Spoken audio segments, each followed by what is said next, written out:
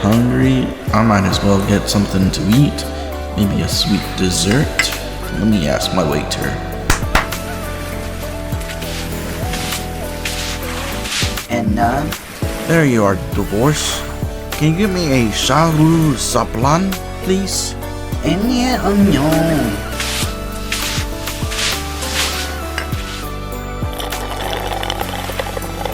So, are you gonna stare at me, or are we gonna talk about this new video I just made? Woo! Feeling good! Good, because my vacation is getting paid by this whale, so we have whale sugar daddy money. But on a for real note, we are doing our normal interview with him, so I hope you guys get some good advice if you're planning to be a whale this game. I will also be putting my thoughts on it from the amount of money I've put as well.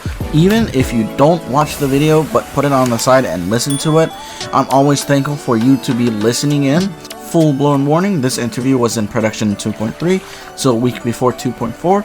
We'll be discussing some theories about 2.4 and 2.5, and yeah, that's pretty much it. Well, let me get back to my relaxation, and I hope you guys have a fantastic day.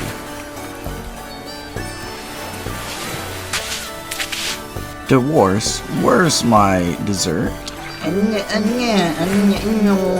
What do you mean I asked for a dessert? Yeah, I did ask for a dessert. Where is it?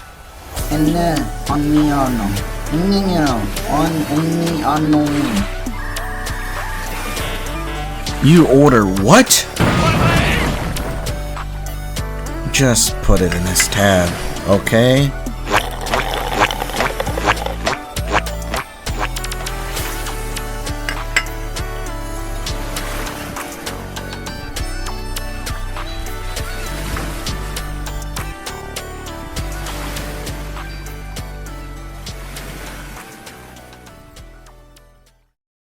Hello everyone, welcome back. Today we're going to be interviewing a new fellow member of this, he's not new to be honest. He's been here for a good while in the Zenless community, and we're going to get like an insight of whaling and probably how not to lose your money, but that is one thing. Thank you for, I want to thank Will for coming in, right? Or, of course, happy to be here. Do you have any other names, or do you just want to go by Will? Will is quite good enough for me, and it's my only legal first name. Legal first name, hear it out. Write that down. You might get the last name, and then some digits of his phone number, plus the credit card information with his, social security. We'll see. Alright. Let's start out with this whole questionnaire. Alright. So, let's start out. How long have you been playing ZZZ? I played ZZZ from the very start, and I still do play it.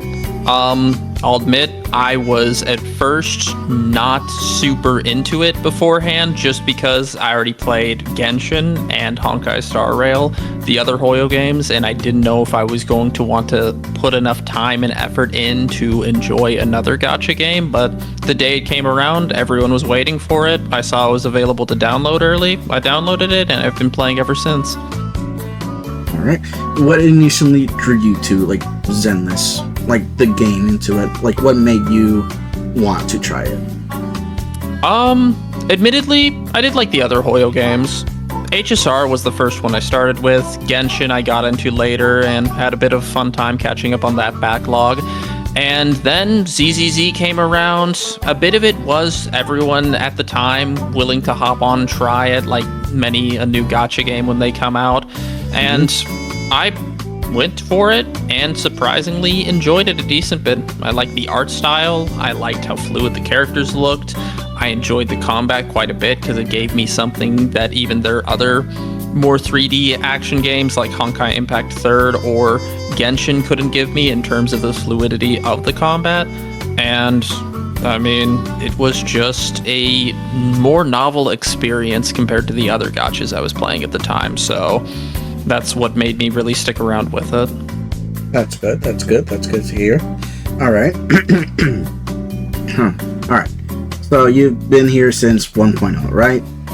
Yes, sir. Alright. So throughout these whole, lifelong of the game, what is your favorite version of, what version really, what version did you love the most? Like 1.4, like we're talking about story, gameplay, and the feel of it. Like what felt like like this is what ZZZ is meant to be, really, It feels a bit cliche and stereotypical to say 1.4, though it is when quite a lot of the quality of life updates happened to it. If I recall, it was around the time when they were also trying to prep it for the Xbox release, and were seeming to rebrand it due to it stalling a little at the start. And 1.4 was good, very memorable story, more of the culmination of a decent bit of the 1.x story. We had the epilogue stuff afterwards, but 1.4 was just notable as a big capstone. We had our first incredibly hyped Void Hunter tier character come out. It might be up there in terms of, at the time, the most hyped and enjoyable version I played, but story-wise, I did enjoy alongside it, if I recall, it's 1.6, 1.7 that dealt with more of the Hugo story.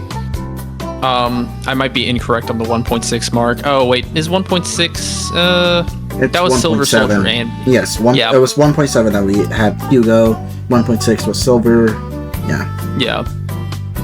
But honestly, most of the 1.x version, even the TV segments in the Ballerina Twins, I've enjoyed the most so far of ZZZ. 2.x has also had some cool moments, but I think the aesthetic of the entire 1.x storyline and the episodic nature we had with some of it was the most enjoyable version to me at this time. I see. All right. So, all right. You said 1.4 was the most memorable, and all right then. All right. What about your experience with the community since very beginning? Like whenever you begin and have been playing, how do you feel about the community? The community has honestly been pretty refreshing, pretty enjoyable. They definitely seem to enjoy the game in ways that the other Hoyo gacha communities don't express as much. I feel like when most people talk about how they like Zenless, they don't really have a whole lot of complaints to follow up with it. While there are things here and there that can be improved in the game, I feel like people are very positive about it, and they're very fun. Plus, they seem passionate, which has been pretty important for also enjoying a game. I like people who like to discuss the characters, the gameplay, the story, and possible improvements, or what they already enjoyed to great length. And it's been really just simple to come into some of these communities like the ZZZ PvP community and talk with people about the game, and they've been willing to help out just because the game, I think, is very skill, very knowledge based, and I've never really failed to get an answer for when I've had questions about the game itself, whether it be my character builds, how to combo, whatnot. Pretty good community, like just very upfront, very positive, and I definitely say that if you want to ask someone a question in it, they'll usually give you some helpful info. That is fantastic. I'm glad to hear that you have great experience with the community and other people who like to play the game, all the same game. Sorry, I'm a little sick still. No problem. All right. Do you, within the community, do you feel like, what was that? No. Let me rethink my question real quick. I had it in my mind and it just flew away. Take your time. You can catch that bird. I will catch it. I will eat that bird. That too. Or both stand up. All right. Let's ask. This is going to be one of those follow-up questions. So let's say, what is your favorite agent? my favorite agent, I'll say my favorite agent the whole time, Evelyn. I think gorgeous looking character, great ENVA. I'm sure the other VAs also do well. And her gameplay is a lot of fun. She was one of the characters that I got and felt like it was going to be a blast to learn the full extent of her cap in terms of what you could hit score-wise, what you could do with her personal combos, how you could work her into a couple different teams that aren't even her typical meta team. She has just been a character that I saw day one and I knew I had to have them and I had to learn how to play them. And I mean, there's a lot of good characters in the game. They really knock it out of the park with the design. Like, it's hard to play favorites when so many of them look so good and play so well, but Evelyn is going to stay number one for the foreseeable future until they release a new version of her with even more busted movesets. Alright, so, with Evelyn as being your favorite agent, and knowing that you are a whale, how did you whale her out, or did you just only went with M0? I don't remember whenever, like, if I ever fought you, I ever saw your Evelyn before, so. No, I did not whale her out, because I like her a lot. When I whale for some of these characters, for some of these be they Mindscapes, Eidolons, Constellations, Resonance Chains, whatever the term is, I tend to usually look at also how much noticeable improvement you'll get from a Mindscape versus pulling on another character. I did go for an M1 Astra, and if I was going to whale out Evelyn more, I would probably go for an M2 Astra, or an M1 lighter as well, or getting lighter engine, which is something that I've regretfully did not end up going for. There's certain parameters for even characters that I love, even especially DPSs that I love, to where I don't go for their Mindscapes if it's not going to be a significant large numerical improvement for the character or drastically adjust the comfort at which I can play them. Her Mindscapes are, I guess if I was to compare them to someone, like, we could go with another 1.x DPS. We could look at Miyabi Mindscapes. If you get Miyabi's M1 even, but M2 especially, those dramatically will alter her power level and how she plays. While Evelyn's Mindscapes, I'm sure people can squeeze quite great value out of them in a way that M0 couldn't, but even at M6, looking at her Mindscapes, I was not wowed to the point where I would want to go for them. And normally I stop at M1 or M2. If they don't have a very strong, very fundamentally character alting M1 or M2, I'm usually content to leave them at M0 and then focus more on, say, support characters, because support characters usually tend to have more noticeable improvement with Mindscapes and will be able to improve that character while also, if I use them on other teams, still improving those characters as well. So she wasn't worth the, wailing on her. Like, M0 was fine where at. Even if you get M1, yes.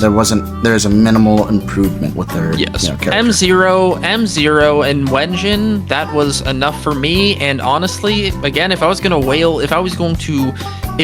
I'm going to M6 a character for my favorite team, which would be an Evelyn team, I would M6 Astra before Evelyn, because I think the improvement would be more noticeable than going for Evelyn Mindscapes. I see.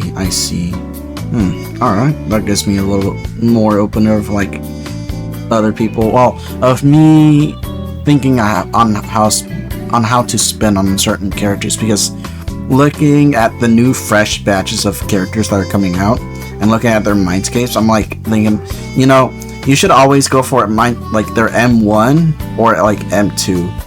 And if you have the money, but M0 is okay, but M1 and M2, that's my thought process. Like, M1 or M2, M0 is okay, but their best the best improvement would be one of those two Mindscapes. But with Evelyn, now I'm thinking, okay, so that type of mindset really doesn't you'll work compare there. it. It's a bit more convenient for her and stuff like that. But in terms of damage, if you compare her to, again, say Miyabi, or if you compare her to a couple of maybe the 2.0 onwards DPSs, with just also how dramatically the power can raise from version to version as well, her mindscapes may not age the best in terms of, oh, I spent these pulls I could have spent on another character, say, again, her support or a later DPS who might have more transformative mindscapes. Like, and if a character can function at M0 or just with a support having an M1 on them and will make the team stay relevant for a decent while, I'd rather do that than just immediately go for the mindscapes for every new DPS. I see. Alright. Let's move on from the personal questions into more mainstream, more of a general sense for the public, or for the casual CZ players, as I could say. Alright, so, as a whale, let me ask you this one more thing. If I were to ask you how much you spent, like estimation-wise, how much do you think you spent since starting this game? Since starting this game, well, we have to attribute, and let's see, well, not attribute, rather we have to figure out how much I've contributed via, say, Welkin, or sorry, in this game it is called, what's it called in this game? The terms all blended to me, Welkin Supply Pass. Welcome Supply Pass? Oh, you mean the Internaut membership? Internaut membership, yeah, sorry. The Internaut membership, basically the usual for most NA, well, so rather US people, $4.99, $5 intro to whaling that most people will usually fall for. In terms of that, I get that, enough to have it to where every time I log in, I get the extra to where, of course, it's nearly a full pull a day instead of the 60. I get the battle pass, each pass. I have not gotten the premium battle pass, so it's usually just, let's say, like 15, actually considering it's 6 weeks, it's like 6 weeks, spend the $10 for the battle pass for extra resources and whatnot, because that's helpful if you're pulling more characters already, just because that can get very resource intensive.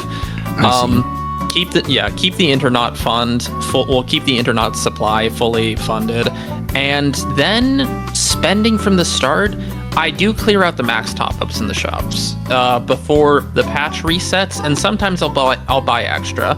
Usually if I'm buying extra to get a character, it's usually more of the max top-up itself, just because technically the biggest bang for your buck at that point. I do also clear out any of the special deals they have in the shop, where it's occasionally, if I recall, $15 for a 10 limited pulls.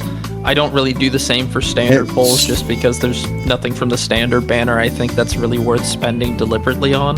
Well, unless you're getting it from like free from the game itself. Yeah, I mean, buying standard pulls, if it's one of those deals where it's like, oh, it's $1 and you get a limited pull and a standard pull, I'll get that, because I mean, technically money's worth, and it doesn't hurt to have another pull here or there. But I usually just go with clear out most of the stuff, and if I really like a character, it'll be getting a few max top-ups for them, say maybe 2 to 3 if I'm unlucky. Yeah. I mean, optimally, of course, we'd all like to not spend. If I could just win every character and win Mindscapes without having to spend, I probably wouldn't whale. But that's not the case, as I've lost the last 11 out of my 12 50-50s. Same over here.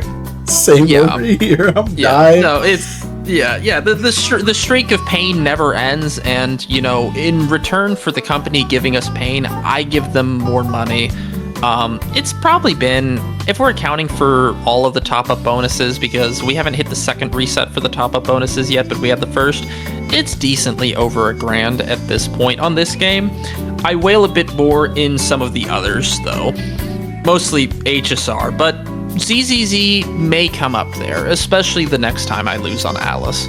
So we're saying about $1,000. I would say $1,000 is conservative, but it's a conservative estimate, and it's probably closer to 2 at this point, but we won't think about that threshold till we cross it. No worries. Yeah.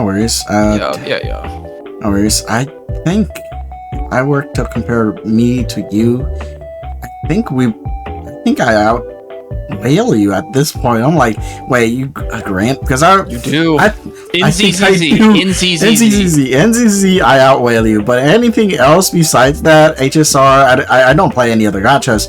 But if I did, probably not really. It's just at most, like in the gacha I spent is probably, well, with ZZZ in itself, it's like around probably 1.5, 1.6k. I think if we go with all the top-ups, but I don't recall. I should just look.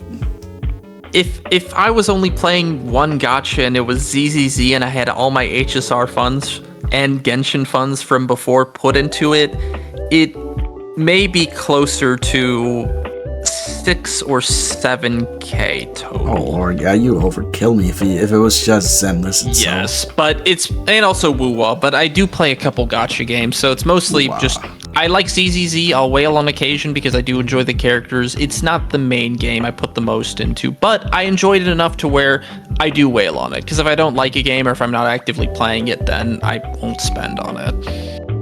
I see. Alright. Alright, so let's see. Wait, alright. So within this question that we know that you spend around 1k, around 1k on ZZZ, as a, well, I would consider you a whale if it was just Zenless with 1k, because my definition of whale would be, like, if you're a dolphin, it would be under 1k. If you're a whale, it's over 1k. And if you're a Leviathan, you're spending like 3k or more, 6k probably. Yeah. Like how, if you have one M6 type of money. I think that I did the math beforehand. I think it's around 7k or 6k, but I can't remember. For one M6, assuming you lose, like P5. I was thinking the M6 P5. Oh, P5. Okay, I'll admit, I've only gone for, let's use HSR as an example. A little bit of blasphemy on a ZZZ based podcast, no worries. HSR, for example, I have an E6 character there, and I have many E2s or E1s, well, Mindscape 1s, Mindscape 2s for the non-initiated, but I really don't pull P5s all that much, if only just because usually the Mindscapes will definitely change how the character operates, and even if the P5s, the Wenjins themselves, do give noticeable bonuses the more you refine them, I don't find it as satisfying. But I get why people do it, especially if they are mating certain characters. There can be quite a bit of damage you can get from doing that. But I'm one of the whales who, I like the new characters, and I like the new characters doing additional things with their kit, which normally the Wenjins don't provide that initial dopamine hit, I would say. You can notice the damage, you can see how maybe rotations change, but they aren't quite like, oh, this character gains extra stack of XYZ whenever they do set action. More of a bit of an extra bonus with the Wenjins than the Mindscapes itself. Because I feel Mindscapes really do change the way you play. Wenjins just really give you the bonus or the little buff that you need for it. Is the extra damage number, or say it's like Death Shred of some kind, and then it's like, okay, here's a very noticeable increase in terms of these certain numbers thresholds I'm able to hit, and you are able to use those effectively PvE or PvP wise once you get them, for sure. But if you could use them at that point, if you can use them, there are different PvP. I don't know how much people are willing to use them in the Zenless community, especially since it is a bit newer, but I do know in other PvP, say at Genshin or HSR, refinements are very noticeable in terms of PvP as being a risk that is sometimes worth it for their cost there. But, I mean, it's understandable. Sometimes if you really like a character, you want everything about them to hit as hard as possible. Pretty much. Alright, with that knowledge, let's hit up with the real questions. we're going with a tangent on the whole whale thing. Alright, so how do you feel personally about the Zenless Zone Zero current balance between the current patch, like its current patch right now? How do you feel about the updates? Like the end games, the end game, the story and the way it's going itself, like well, I can say mechanics, but you know how we're doing Rupture, just like the new general stuff going in. Well, current endgame, I like that they've introduced the larger multi-roster option. If I recall, is it called Threshold in this game? Yeah, because they've had that with Stygian Abyss in Genshin and Anomaly Arbitration in HSR, and now with Threshold in Zenless. So it was expected. It is pretty cool. I do enjoy a mode to where if you have a larger, diverse roster that you can't really take into, say, Deadly Assault or Shiyu Defense in its full breadth, there's a mode to where if you've pulled and want to play multiple teams, you have an option to use more than 2 teams to go through and kind of test how far your roster can go, how well it can perform, even if sometimes maybe you have to mix it up with odd character combinations you didn't really consider before, because you may hit a point where you realize the limit of your roster having best in slot teams, so you use second best in slot or maybe little odd teams, but things that can make it work. I like that for the end game. Another portion of the end game I am currently dealing with is I miss Anomaly. I miss Anomaly doing all of the funny things for free. I get that why they had to tune it down, I guess, in comparison. It was a little dominant. Even if attackers, dominant, to be honest. Well, to me, like as someone who plays a lot to like attacker, I felt like before we had Rupture, it was very dominant. Like if you didn't have Miyabi, then what are you doing? That's what type of tone I sometimes get. I'm like, why don't you have a Miyabi? I'm like, I don't know. I don't want to get a Miyabi. For low investment, or even just a few Mindscapes, it did feel like Anomaly was hitting a point to where Attack was not really able to put up the same numbers for as cheap. Even Miyabi is kind of like a pseudo attacker in terms of her being focused a lot of the times on crit stats, AM 6 slot notwithstanding for some people. It was still, Anomaly was very dominant for quite a period of time, while attackers could still function, could still get strong clears, but didn't seem to have the ease of use for as low investment. And then they've turned that back, made Anomaly not quite as overbearing, but in return, well, I guess in replacement of it, there's been Rupture, which, I mean, it really changed the game. It really did. It really did. I mean, I liked Yishuan when I saw her. I got her when she first came out. I got her Wenshin. I got Fufu. I got Lucia now. I may get Yidhari, but we'll see how we feel just in terms of having to split teams with my current Yishuan.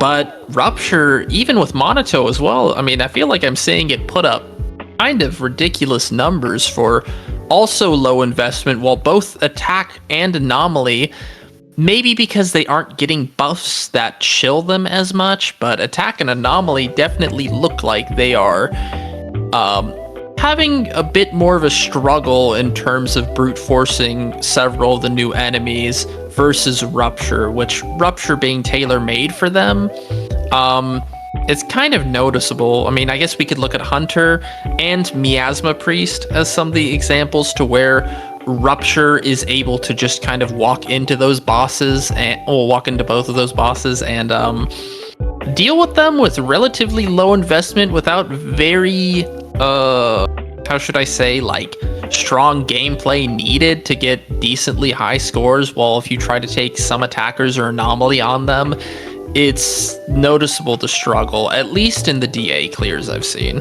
Yeah. What is your current opinion with the Wandering Hunter, then, that we are talking about Rupture now? Wandering Hunter, I think he's kind of a fun boss.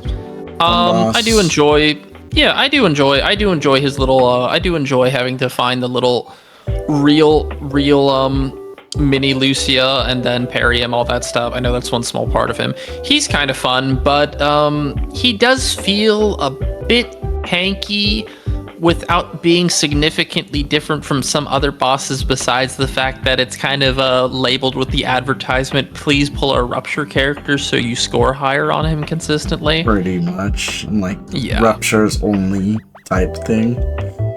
Yeah, it's it does feel, I don't know, I mean, I say artificial gatekeeping, it's all artificial in terms of, oh, well, this boss, like, Miasma Fiend is more weak to Anomaly and all that stuff, so usually your Anomaly should do pretty fine here, blah, blah, blah. Like, it's all constructed, of course, to where some enemies are going to be weaker versus certain archetypes. That's how you keep teams relevant and balanced, by having different enemies that are better catered towards certain teams, so you can actually have an excuse to work them, as opposed to having one mono team you use to wipe out everything. Yeah. But Rupture, I could stand to see Rupture knocked down maybe a peg, or not even at knockdown, but the other teams lifted up to where there's still a better semblance of balance at the moment. Though we'll see how this swaps as soon as the newest big unit is not a Rupture agent, and thus they make it more accessible again.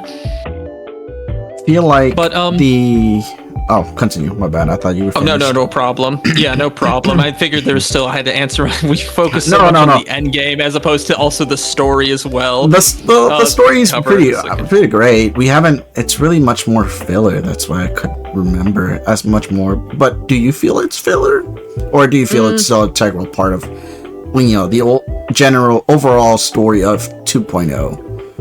I guess I don't know about filler in terms of using it derisively here, just because I feel like it may be essential. Some of this may be essential to the plot, especially in terms of us covering our conflict with the Exaltus, covering how the proxies, more of their background, more of whatever special abilities were hinted at back in 1.4, and also giving us a little more exposure into the world around us outside of the immediate new Eridu. I haven't thought it's filler. I've enjoyed a decent bit of it. I sometimes miss what felt like a more episodic nature of the 1.x era, in terms of us ranging from, hanging out with the Cunning Hares, hanging out with the Bellabog crew, hanging out with the, oh my gosh, my name is blanking, Victoria Housekeeping, and then going on towards, say, the Sons of Caledon, going on towards Section 6, and, Vivian, Hugo, Sanby, Trigger, our introduction to Obel Squad. Episode 1.x did feel like, oh, also the Neps chapter, which was a special surprise when it came out for me. I did enjoy that. Yeah. It felt a little more, sometimes like these factions were, all kind of doing their own thing for a bit, and we were getting a peek into it, which I liked. And nowadays, I guess as it makes sense in terms of the antagonist is rising up more, so rather the Exaltus are making more moves, so the characters and factions have had to put more stuff together, and we saw that at 1.4 in terms of them having their little Avengers sequence and stuff like that. I guess that's one of the big parts. I sometimes miss the 1.x version in terms of how it felt during the story, and 2.x has just left me wondering in terms of, it seems like the Exaltus are fading. Where are we going now? I also miss that's what I'm a little confused. Like, where is the story going? Because we have kind of dealing with the Exaltus, and we're finishing him off. Like, one point out of the end of 1.4, like it was kind of like the beginning, the beginning of the end for the Exaltus. Like, this is where the beginning chapters of where we're gonna be dealing with the Exaltus, and how we're gonna be fighting him, or fighting him in 2.0. I knew that, but for now it just kind of feels a little awkward. Like, are we going to fight Exaltus? What about Nineveh? The other things, right? Yeah. I mean, in terms of, we still don't know in terms of the whole creator that, creator refined me, that guy, the big bad, rather the bigger bad in the background that, of course, we probably aren't ready to meet yet, just because there's still so many mysteries surrounding exactly why Hollows exist, so we can't meet them too early. That's probably going to be something for the few versions off before we get more of the bigger picture, so as to not spoil everything upcoming. I mean, the Exaltus right now seem to be in their kind of final death throes in terms of how much they've been dismantled by all of the factions grouping up together. I'm wondering where they're going to go from there. Because I assume Exaltus aren't the only antagonists of the setting. I assume we'll have other people, maybe people who are Void Hunter level but aren't Void Hunter level, to present a threat, seeing how we have people like Yishuan and Miyabi on our side. Maybe some kind of also followers of the Hollow, but maybe people who want to exploit it more so for their personal gain without as much faith like the Exaltus have. And then, of course, as we saw, Nivena, other big ethereals that are still alive and we're going to have to deal with at some point.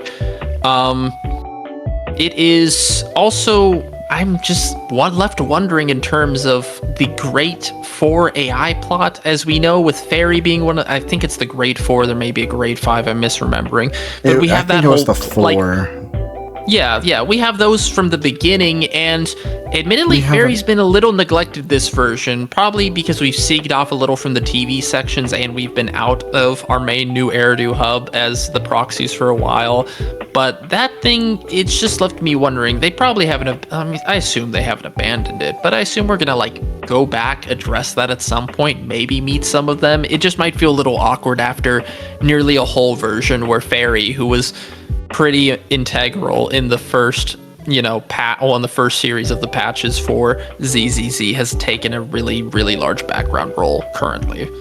Yeah. Well, yes.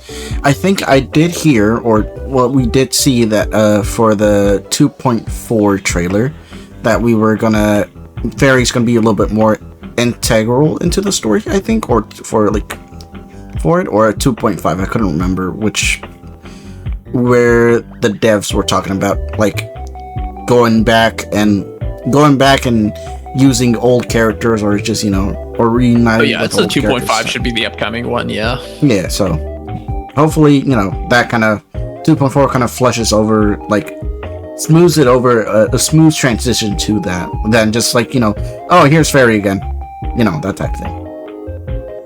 Yeah, no, it seems like they might be going for another 1.4 angle of I know they're introducing a couple other things like the co-op modes and whatnot, to revitalize interest in it.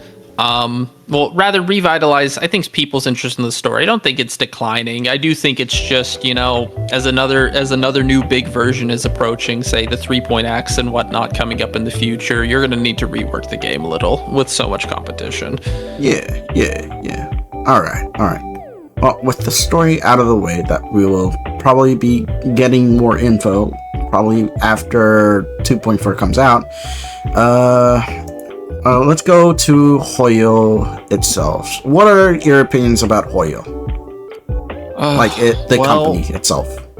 Well, they certainly do know how to make a profit for people investing into digital assets they can't take with them after the game goes offline. I will give them that. And they do really have a career in music if they look forward to it. Mm-hmm. Practice a little more. No. Hoyo is by the looks of it, by any measurable metric, incredibly successful, especially in a space such as gacha games. They really do have quite a huge influence on an incredibly competitive industry. And it's kind of noticeable when it seems like almost every gacha game that comes out wants to be the next Genshin, wants to maybe be an HSR rival, maybe wants to be a ZZZ. I mean, Hoyo is, I don't think it's biased to say, barring some exceptions like maybe Love and Deep Space, Hoyo is still the most dominant gacha company in the space, and they do put a lot of effort into it. Even if there's issues I disagree with in terms of how some of their rates are, how sometimes the games feel like they have unequal treatments, though I know, of course, there's different development teams. I can't just all say that it's one development team for everything. They all have different development teams. They all have different directors involved with the processes for each game. And so it's important to at least know that there are different people behind these. So while one game may seem to be making big strides, another game isn't going that well. It's usually just so many people are behind the curtain making these games work. And you have to kind of know who to blame sometimes. But I mean, it's Industrial Titans. I mean, it sounds like glazing. It kind of is, but I mean, these people have a chokehold on so many wallets with their digital characters that it's a little unreal when you look at how much they make per year, per month even, from all of the games they have. I mean, even Honkai Impact the Third draws in a little decent bit, even though it's shows its age, a little older, a little more niche than a lot of them. And the fact that they're still probably going to come out with another gacha game, at least I feel like they've talked about another one coming out in the next few years or so. I mean, I hope the next game they make isn't as appealing as the games they have out right now, because my poor wallet, it's crying for mercy already. Yeah, same over here. I'm like, damn. Like, my wallet is gone. No money, no savings, all of it on the game. Yeah. I mean, sometimes... My only thing is sometimes I wish they wouldn't always make every single callback to Honkai Impact Third, but I get they have to try to respect the OG. They want to keep some company continuity. I mean, admittedly, I wish they were more generous with the polls, though again, I know that comes down to the independent game developers, well, not independent game developers, rather the independent leads of the teams behind each of the games. And that might be a general issue with gacha, though I feel like I do look at their monetization model, and every single new gacha looks like it's copied it from them. And I don't know if I don't know if they invented exactly like, here's $100 for 50 polls, here's here's the 300 when you buy it, and then an extra 90 per day daily pass kind of deal, here's the $10 battle pass. But I swear their monetization scheme is in almost every other gacha game I play at this point. So even if they didn't create it, they've certainly made sure it stayed that same way. It makes it feel like it might be a little harder for some other games to come in and try to compete with them price-wise, just because they've already seen what they demand, what they can like effectively demand from people, and people still keep meeting their top-up rates. Pretty much. They have a pretty big monopoly over gachas itself. Like, price-wise, like anything like, oh, it's Genshin. How many games did they have under their belt now? I can't remember all of them. If I recall, I'm trying to think if there might be some niche example I'm forgetting, and I won't count that Malastra Wonderland or whatever from Genshin, because come on. But I mean, with Honkai Impact Third, with Genshin Impact, with Honkai Star Rail, and with Zenless Zone Zero, that's 4 the biggest main titles. There might be some other associated properties or games with them, but those are the 4 big gachas that everyone knows from them. So, 4 of them. All right. Yes. I will. All right. Let's take a quick break. We will answer. I will ask a follow-up question, but let me take a quick break because no problem. All right. Pause. Are you tired of playing Zenless Zone Zero with single digits polychromes? Are you the type of person who desperately does one single pull every time you save up to 160 polys just to get another B rank? Well, look no further, because I, Mindhooked, am hosting a Zenless Zone Zero tournament, dubbed the Godfinger Gamers Gauntlet. In this tournament, you will be doing deadly assault with teams that you come up with, and the contestant with the highest combined score on all 3 bosses will win the grand prize. But Mindhooked, this is boring as fuck and not fun at all, is what you would say if there wasn't any special modifiers. These modifiers are randomly selected to all contestants, and depending on your luck, can drastically change the tides of battle. They range from insane buffs to hilarious challenges, so you definitely wouldn't want to miss out on someone who's being tortured by these special rules.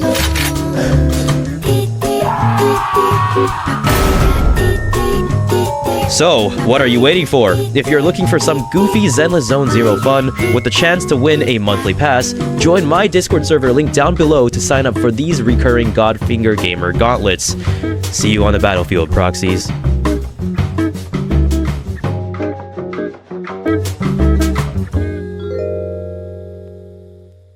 Welcome back, everyone. We are currently we're gonna go with the forward questions of what he said about the Hoyo. Well, his opinions about Hoyo. So you did say that you did play Wuwa, right? Yes, indeed. All right. So, and as I know, Kura Games are the ones that made Wuwa, right? Yep. All right.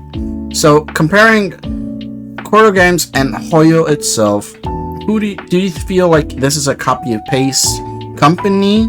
Like they're trying to like copy what Hoyo's doing, or do you think that Hoyo itself has like a monopoly over this whole gacha thing?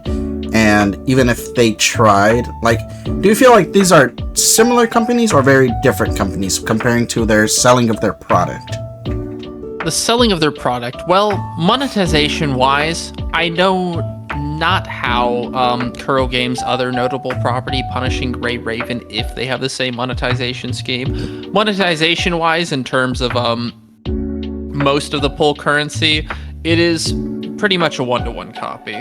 Is just in terms of $100 for 8,000 or so, 50 pulls, etc. The battle pass, the dailies, all that stuff. That stuff is the same. How they market the characters, I don't want to say that they're a Hoyo clone. I mean, they work, at least especially with Wuthering, they work in a very similar industry, but the game itself is different enough. The game, I think Wuwa does have its own distinct identity and PGR in terms of being even more combo heavy than ZZZ, I would say, and a bit more dynamic in terms of how you can play the characters. The company, I don't know if I'd say Kuro is, I don't think it'd be fair to call them a clone of Hoyo in terms of marketing, or we might call all gacha companies a clone of Hoyo, even though they aren't the originator of gacha itself. They may have the most like popular. they're the biggest.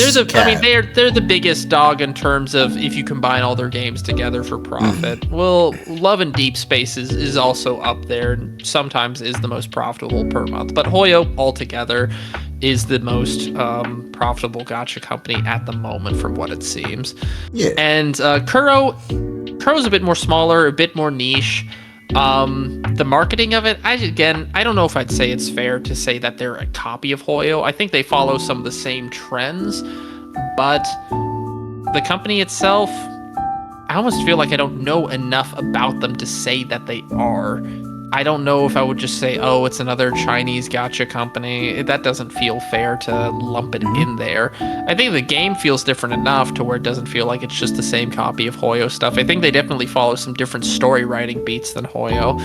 And the gameplay itself is distinct enough, though for sure monetization theme, of course, the usual, here's a new here's the like drip marketing, here's the new characters, here's how we'll market them, here are the end game modes in terms of, we have our own version of a Memory of Chaos or Shiyu Defense or whatever, and then here's the rotating endgame modes. I think they still feel distinct enough as a game to where you would enjoy them for its own separate identity. The company practices, they've copied Hoyo a bit, but copied Hoyo, they might have even superseded Hoyo with some of their practices. Superseded? But it still feels preceded them. Like, they've come, they're pretty close in terms of when you get into it. If you're familiar with the gacha system there, if you're familiar with the gacha system of Hoyo, rather, you'll be fine enough with the gacha system of Kuro. But I will give them credit for weapons being incapable of loss. which is a very nice thing because a 75-25 is, I think, one of the scummiest things Hoyo does. To be honest, I think that's one of the things where, like, even with whaling, even if you whale, you could still go late on a weapon. I still think the whole losing a weapon thing, definitely a huge improvement that Kuro has done in terms of just being able to get it. I mean, I pulled late weapons there, but it's not like I pulled a late weapon and then lost and then I had to do the same process over again. And they have a slightly lower pity system, which I would honestly prefer if Hoyo came to terms with that. Maybe they should adjust their pity down a bit, though the capturing radiance system they have is still kind of unique in terms of most of these bigger gotchas at the moment. Please don't kill me, if anyone listening to this, if there's one I'm missing or two I'm missing. I'm just a man who knows very little except about some of the characters I pull.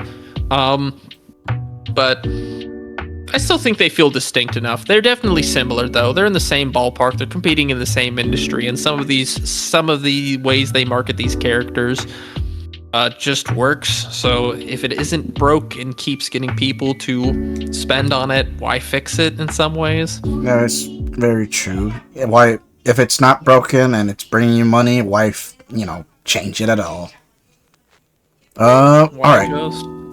Why not make it? All right, let's. All right. With this information that we got from you, do you think Hoyo itself is handling our Zenless Zone? How do you think Hoyo itself is handling our Zenless Zone updates and events? And do you think that they're using the players' feedback?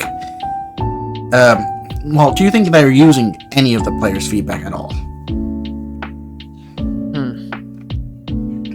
Any of the players' feedback? Yeah, like, I how do you think in think terms, I guess sometimes, I don't know, because there's a decent amount of events in these games, but for Zenless, some of the events, admittedly, a lot of them are retreads. Though we do know that they have, like, at least in the past, been very responsive to feedback, especially since Zenless was the newest game, with, I think, the pretty big glaring issue of how people felt in regards towards the televisions, the old system, Follow Zero, whatnot. They were definitely willing to knuckle down and adjust several complaints people had with Zenless at its launch, as we saw with the 1.4 relaunch, or soft relaunch, and we might see in a future version coming up in terms of if they're going to relaunch, if they're going to try to add more dynamic multiplayer modes, whatnot. Well, more dynamic multiplayer where you can actually interact with other people aside from like the game modes and whatnot. Yeah. I think they do seem receptive to feedback, especially I think character reworks are a decent example in terms of these characters aren't performing well, people might complain about them. Let's get more proactive and buff the characters. And, for example, HSR Honkai has also the Nova Flare in it, which is where it took 4 characters from 1.x and reworked them to be more compatible with the modern day meta. And they did that around, if I recall, 3.4, 3.5. And they haven't revisited the concept at all, even though it was pretty popular. And a lot of people enjoyed the reworks they did. But Zenless does seem to be more consistently willing to test out and rework characters earlier in the game, which I think is good. How much of it is they're actively listening to people? I would think a decent bit might be just seeing how people feel about character kits. Probably Sanbi, Ellen, some of the bigger examples in terms of, I think people noted that they were a bit clunky in some ways, and they got reworked in pretty short order and now work more effectively. Though I think, isn't Ellen due for another rework soon? Possibly. I think from how the story has progressed, how some of the end games have progressed, I think that they have definitely shown a willingness to acknowledge complaints people have had and adjust the game accordingly.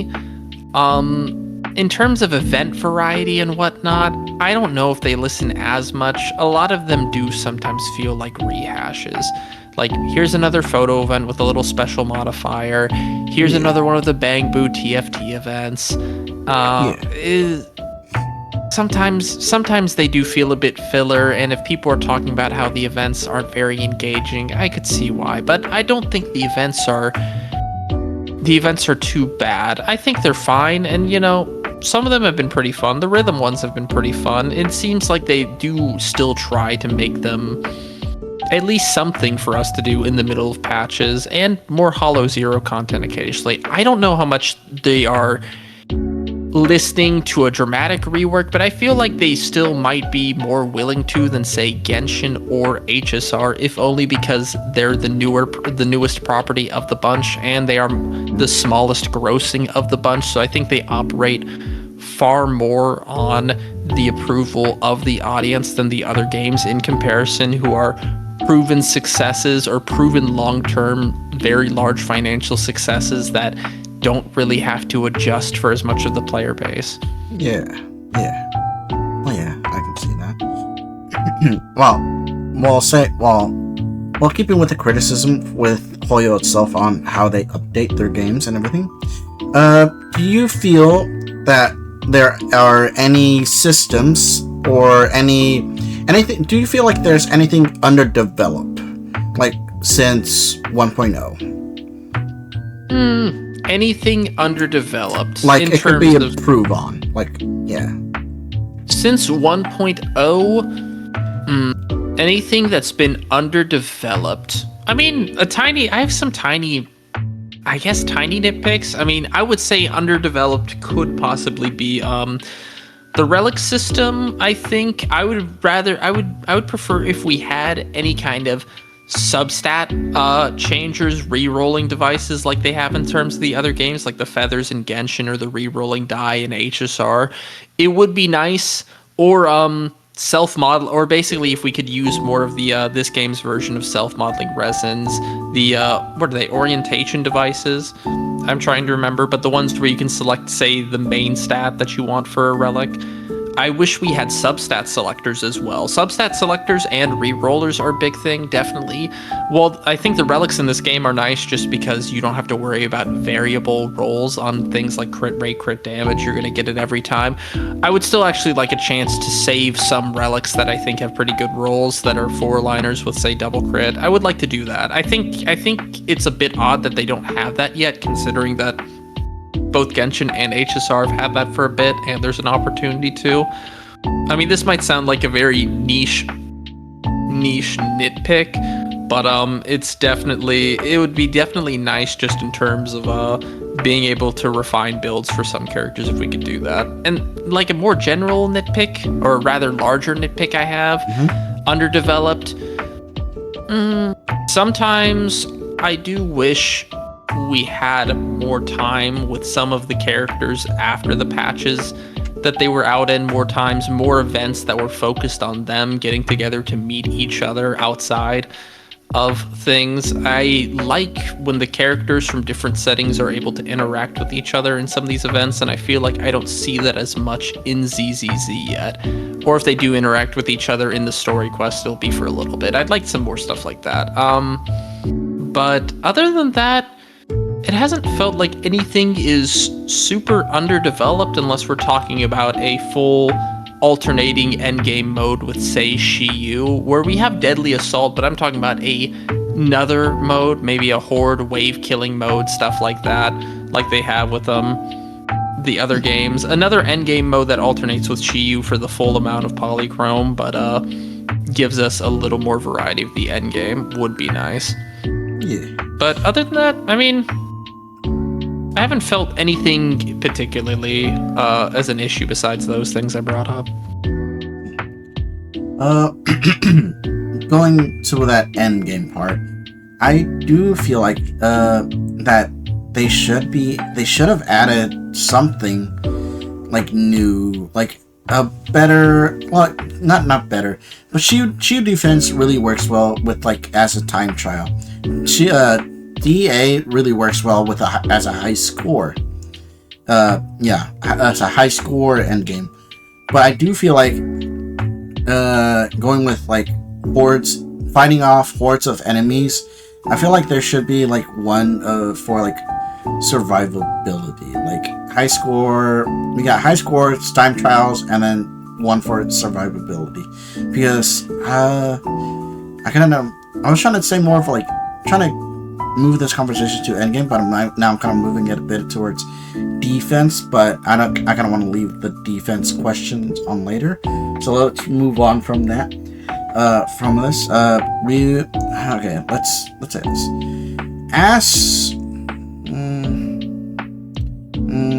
Okay. Ask yourself, with your opinion, what do you feel like if you could change one thing, improve, delete, or change? What would that be? Like, it would be of an instant. One thing that majorly needs to be like improved, change, or just deleted. This is gonna sound selfish. Just add a radiant wish feature to this game or something. Radiant. Just make it to where you can't lose 11 50-50s in a row. I think this is a very base aspect for gacha. Might not be an insane like internal gameplay improvement, but come on, don't let us lose that many 50-50s in a row. It'd be nice for people to actually get to play some other different characters once in a while instead of alternating between only getting a standard that they might kind of use here or there, not at all, and then a new character once every like 2 patches. Yeah. It's that, or give more poll income. I mean, I say one change, probably at least the Radiant Wish. Just make it to where we can't lose that much. That's a pretty good answer. I'm not gonna lie. I feel I had an interview with someone else beforehand, and they did also say about the gacha pulling system as well, which they wish like there was a much more easier way, not much more easier way, but make it easier to pull for your character, right? Because like most of it is like imagine spending, let's say, 90 pulls. 90 pulls is around probably $120. If we're looking at it, 3 max top-ups without a first-time bonus, 3 max top-ups, which if you're paying full like normal retail price would be about $300, get you 150 pulls. That is not enough to guarantee a character. If you say, I lose at like 79 and I'm going to get a character at 78, that's still a few pulls short. Now, of course, you can get the refund, like the in this game, it's not dust, but whatever the equivalent is to basically like get some loss credits, basically get another pull. So you could, but that's still like $300 if you want just a character, and then you factor in also a Wenjin, which you could lose on that. And well, that's probably 10 less pity. Yeah, if you go like 70 and 70 on a Wenjin, or even 50 and 50, that would still be like 2 max top-ups. If you lost a Wenjin, they got one at 50, which is still early for that. That would still be $200 for that. $200. $200 for everything, or $200 for $200 just for, say, if you lost a Wenjin at 50 pulls exactly, and then you spent and got another 50 pulls and got the Wenjin, which would be early just because Wenjin pity starts at 64, 60. It's around 64 technically, just like for character banners, if they're called 74 technically when this pity system starts going up. But yeah, it's prohibitively expensive, and with the amount of pull income we get per patch, I mean, there's a reason why people wail, because admittedly this is FOMO, this is preying on, I need this character now, I need this Wenjin with them, I need this Mindscape with them, and if I don't get it now, I'll have to wait a certain period of time. But it's the pull income per patch, even the big patches like 1.4 and 1.5 gave quite a lot of new content, quite a lot of pulls, and it might have been around like 160 for 1.4, maybe it was over 160, it was like 170 or something was the estimate for 1.5, but even that is just enough to pretty much guarantee, even if you lose hard and get your guaranteed late, you'll get the character, because no one almost is going to hit the whole like 90 pity. That's I feel that's sad a lottery. I feel sad for them sometimes. I feel sad for the pity warrior every time. The hard pity warrior. Yeah, It is one of the fundamental issues with these games. Is of course that's why they do it. They give you enough to where you are close to it. If you lose, it's like, oh, it's maybe just one top up. I can do that, get the character, etc. I folded for that, but I mean, it is definitely preying on people's desires in these games for their own financial benefit.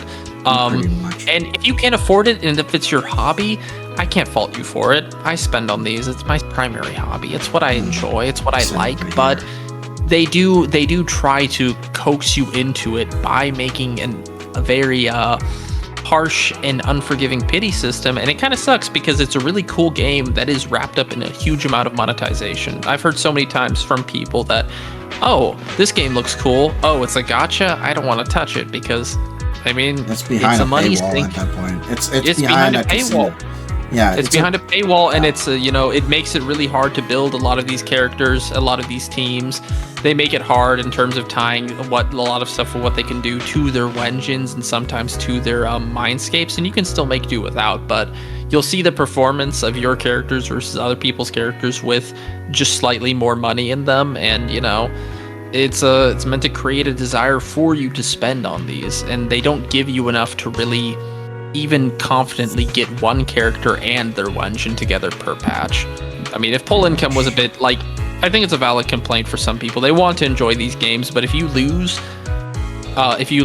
you really don't get to enjoy the big part of this game, which is getting newer characters. Even if you save up wisely, you don't really get to enjoy it. 100%. All right, so let's move towards the more of giving advice to people new players who want to, whale for some reason, and people who are already whaling or have, somewhat of an addiction towards, putting money to Hoya itself as well.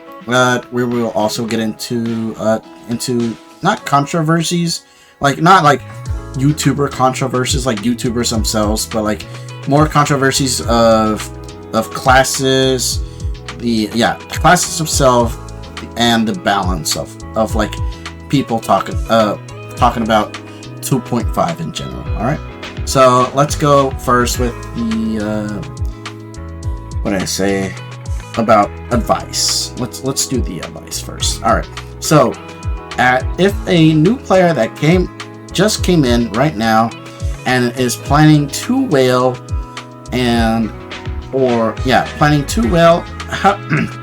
what is your best advice to give them, like to spend as minimum as they can to get a character, or if they want like an M1 or M2 in general?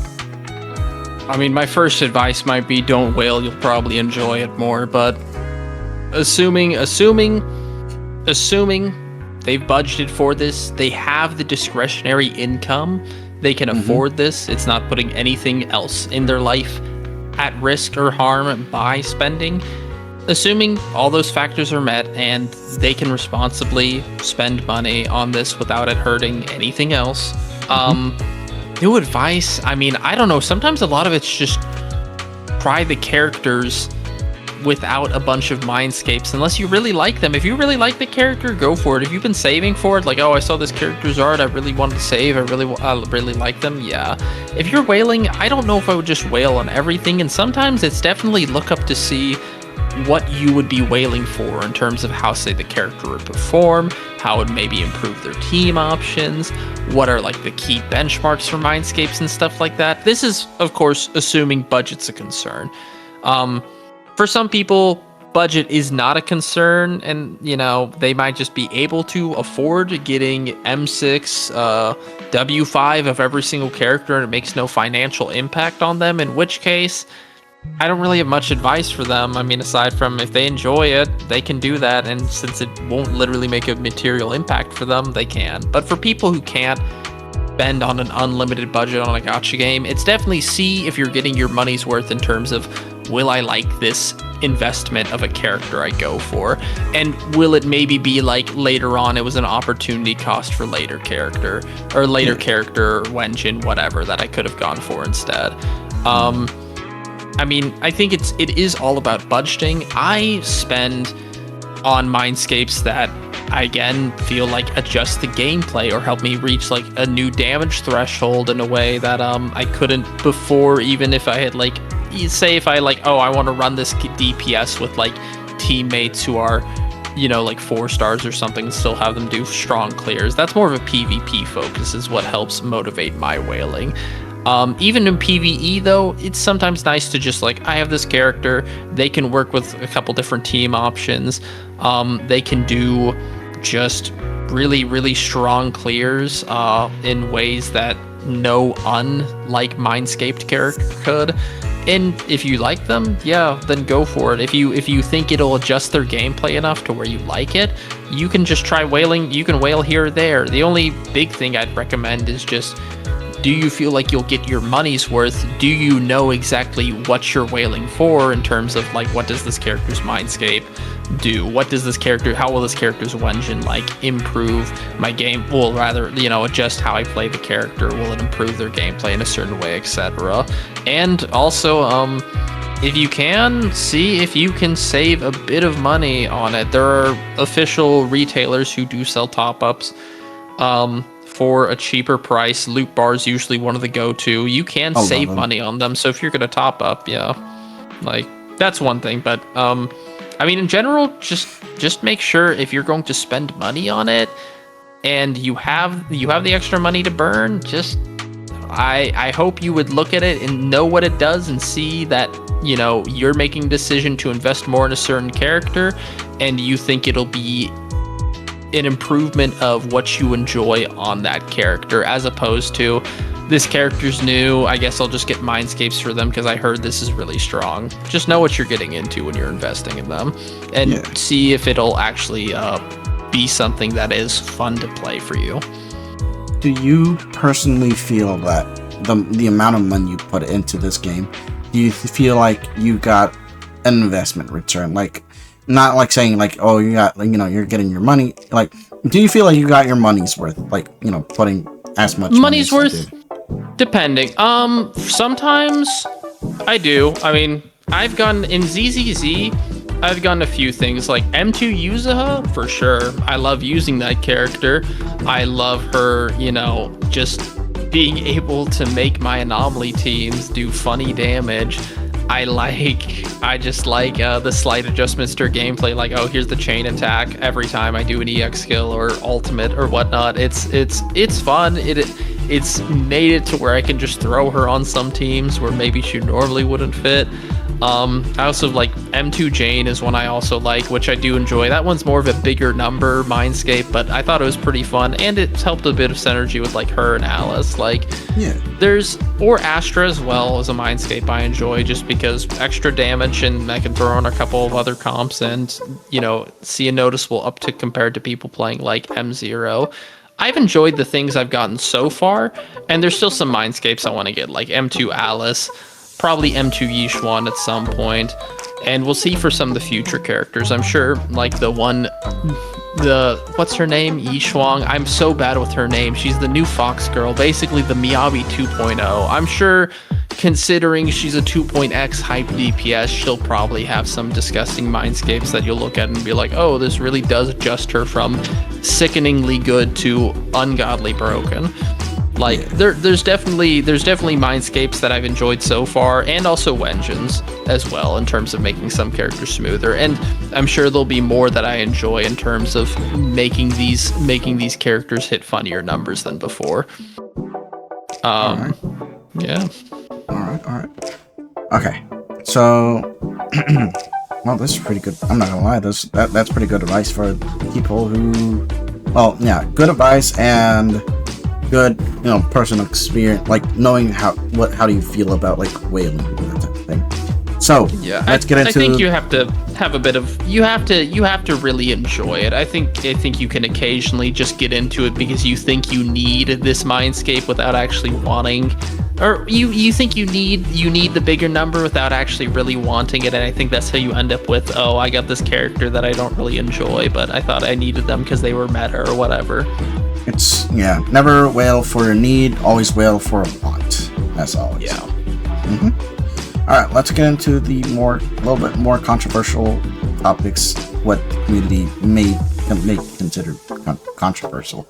All right, so with all that we talked about the end game and everything, do you feel that the defense class has any part of 2.5 or any future patches? It is that does feel tough, and especially since we have so little to work with, because we have, is it only at the moment 3 released defenders, and then with Shell it's going to be a 4th defender coming up. So we have Ben, who some people do funny things with him, like main DPS Ben, but he's a little awkward to fit in without kind of being wheelchaired, I'd assume, especially nowadays with health inflation. 100%. We have we have Pan Shifu, our good old guy, the Yixuan buffer for a while until Lucia came and deprived him of a job. People still use him. He can work. He experiences a bit of the 4-star syndrome of, here's a buffer for a big mainstay new DPS, but he's a little awkward because we need to sell you the 5-star later. That's going to be Pretty smoother much. keeping up the buffs. Yeah, like he's still usable for that.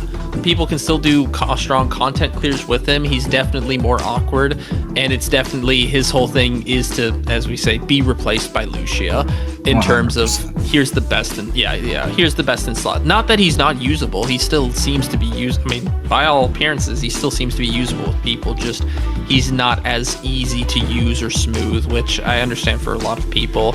And ease of use in terms of like a buff applier is usually worth their weight in gold if I'm they not don't gonna want to lie. always get grindy. Yeah. I'm not gonna lie, it felt pretty weird playing with him, with Yixuan, whenever, you know, he came out and Yixuan came out at, you know, at the respective versions, and I couldn't, like, I never understood it, so I always just went with Astra, even though, you know, Panyu was a bit better for Even though it's Yixuan. better, it's because Astra's ease of use in terms of applying the buffs for a lot of people. I mean, there might be some people who call them casual, maybe it is a little bit, but sometimes it is. I want a character who will just kind of plug and play and work. And Pan Shifu is not for the faint of heart at times.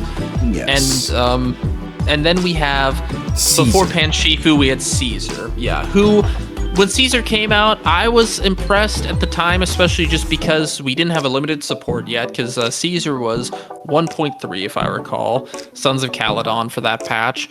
And she was basically a stunner and a support at the same time in terms of her day's application and the buff she gave along with the She shield, was the which I guess marked her as a pre-Astra. defender.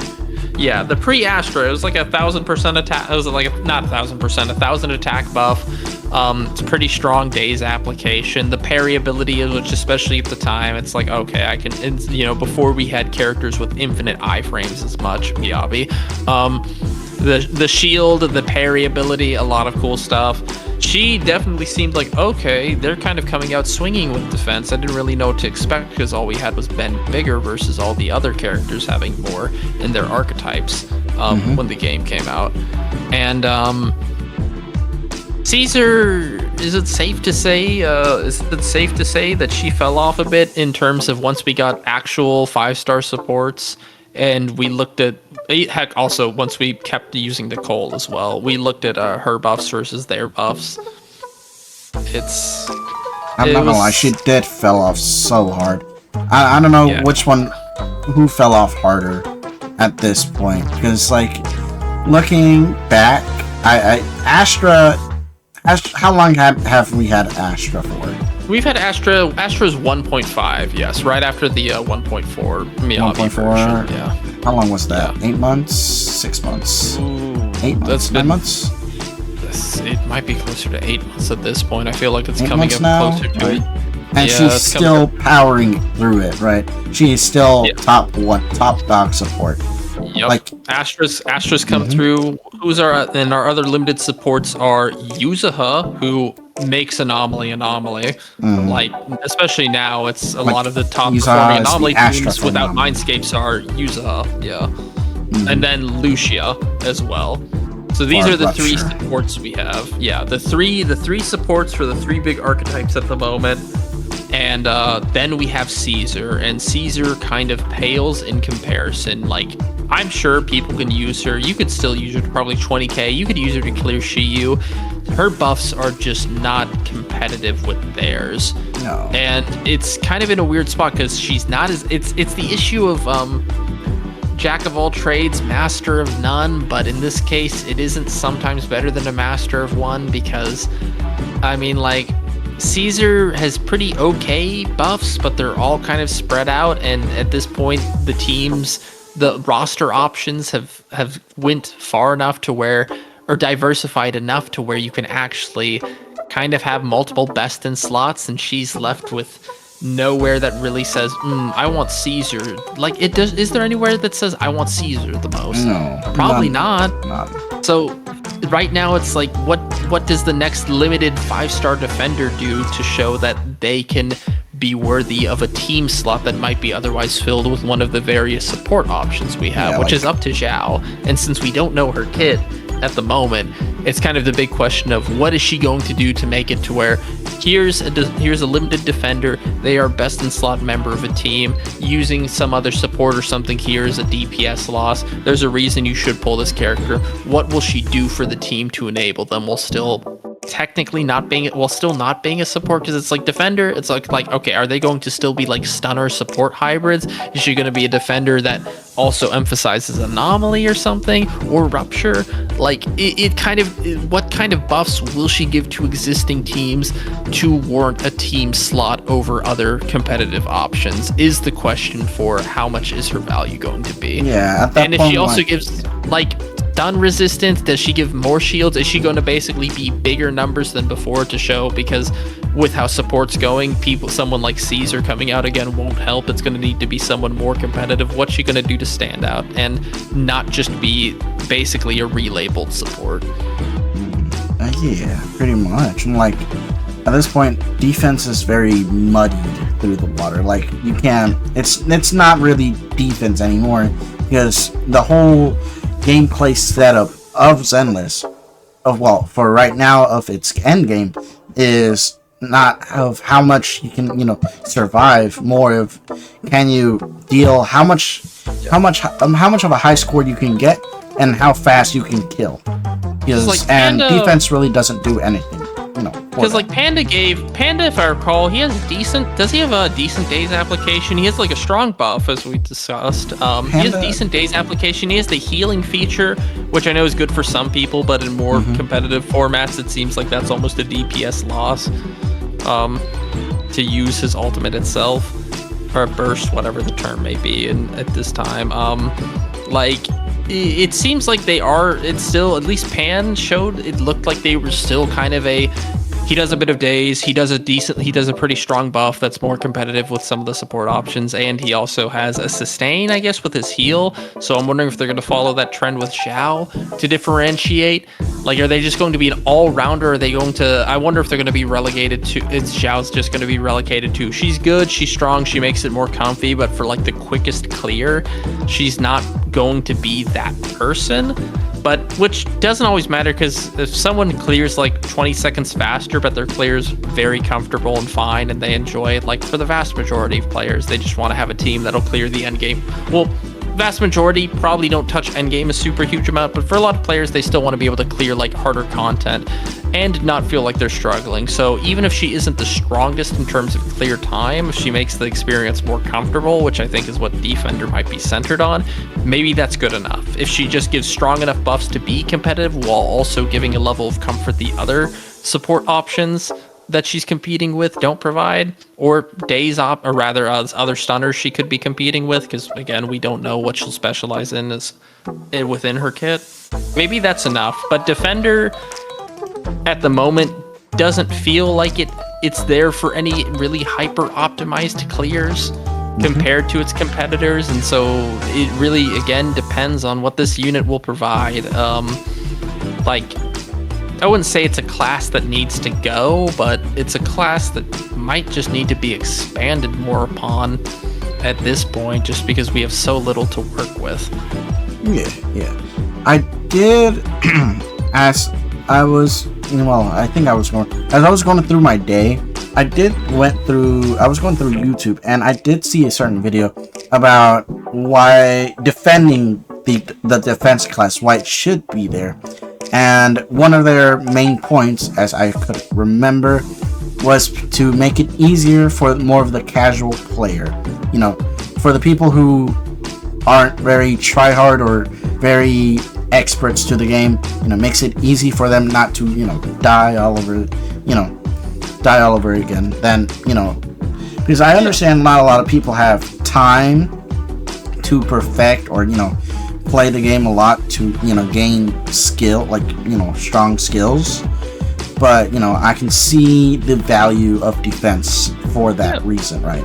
It's why I liked Caesar when she came out. It was nice. I mean, some of my friends joked with me that it's just the casual Pro Max player at the time. But I mean, it was nice just to have a character to where I can mess up, I can flub something a little, and I can get hit, but it won't really stop me. And I might not have the technically fastest clear at the time compared to like slamming on some supports that all give mostly hypercharged, like, you know, death shred or attack buffs or what you know, whatever may be.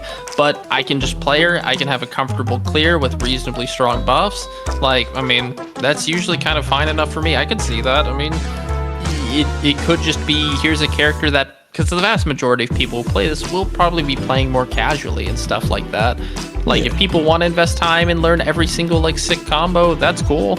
If people just want to play it because they enjoy it, or they enjoy the aesthetics or whatever, they enjoy the gameplay loop, and they want a character who makes it to where it feels kind of smoother, just, you know, smoother and less, like, stressful to play, I think Defenders could be perfectly valid there.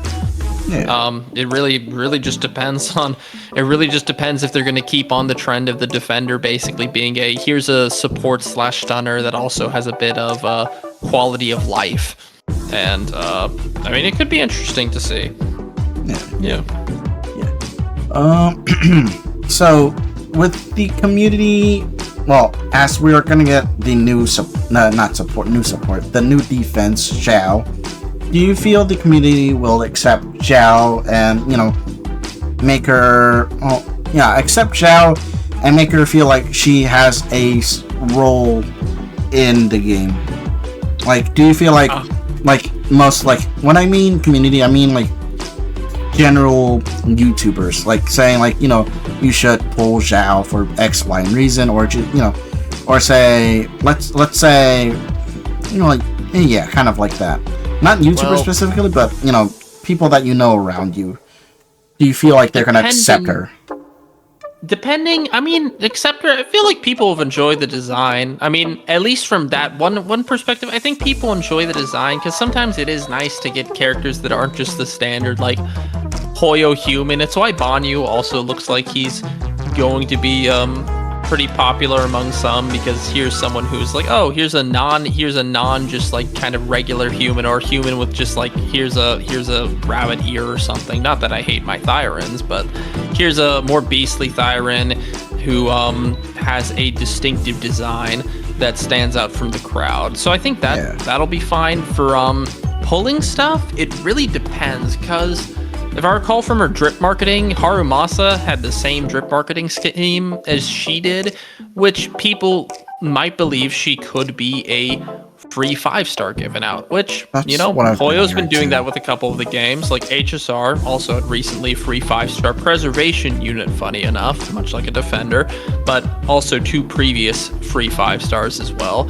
So it could be another if they're another Harumasa situation, people pulling, it depends. If they have good early, if Zhao had good early mindscapes, like really, really notably strong early mindscapes, or if her Wenjin's also pretty strong, or pretty, like, you know, enjoyable or helpful for her kit, I'd probably see people recommend that. If her mindscapes aren't that strong, they might just say, well, Zhao's here, her Wenjin's good, maybe not necessary, but it could be comfy, so, you know, go ahead. I'd say, you know, since she is free, you could just go for a Wenjin, and Wenjins are cheaper on average than mindscapes or new characters in general. So, like, I could see that being recommended. If she's just a limited banner, if she is just a limited banner, not a free character, just a normal limited banner, I guess it really does depend on as much as it sucks to say, it depends on, are you a big Zhao fan?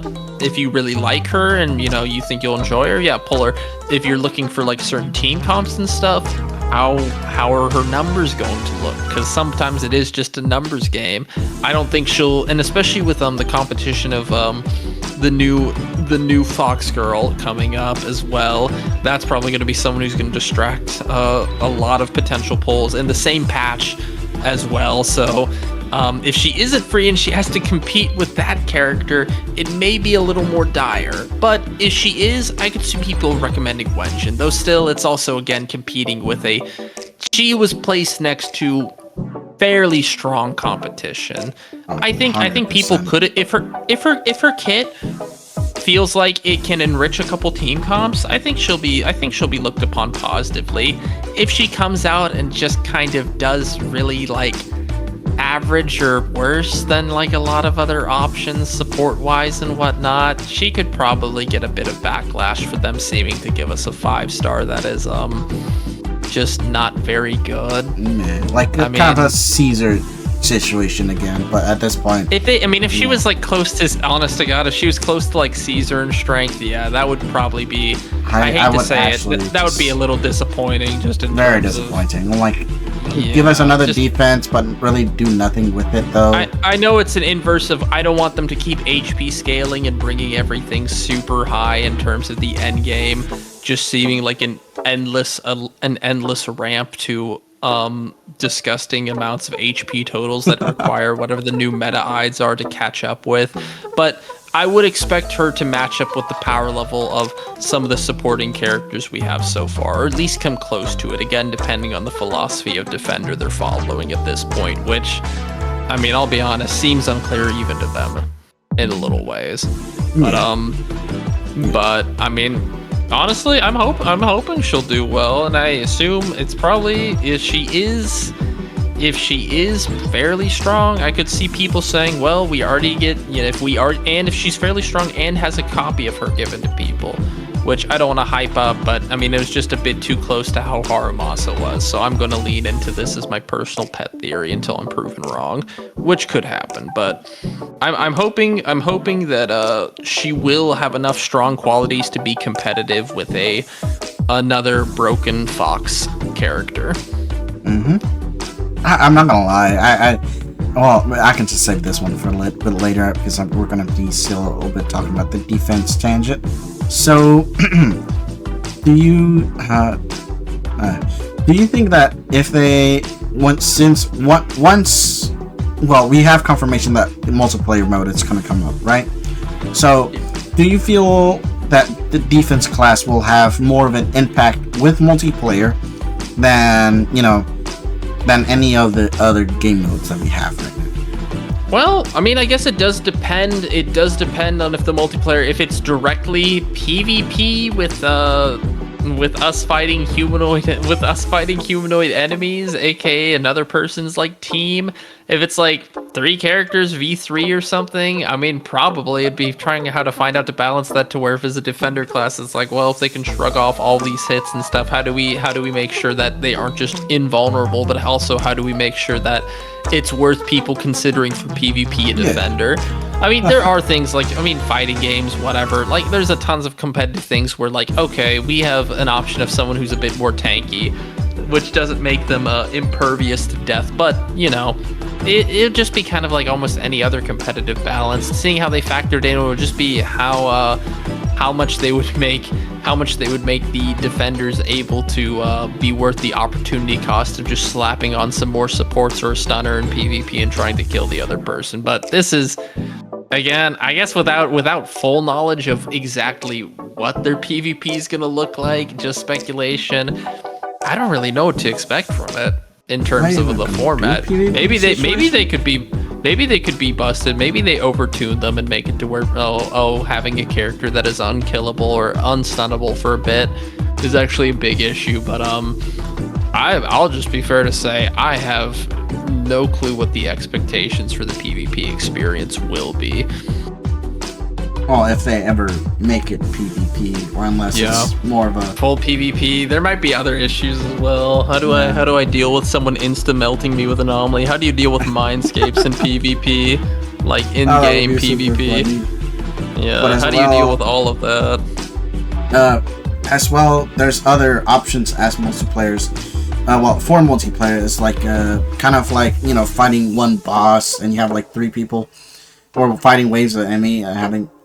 feel like they're gonna go into the move. Like they're gonna move the board of having a wave of enemies and survivability for multiplayer. I feel like that would be more of a correct way to make multiplayer fun for, well, having the defense go back to like its glory days, and having, you know, and making it fair for like people like saying, oh, you know, why if you're gonna be picking like a character, you better just be off picking up support or stunner or attack or anomaly or rupture than defense. You know, anything else than defense.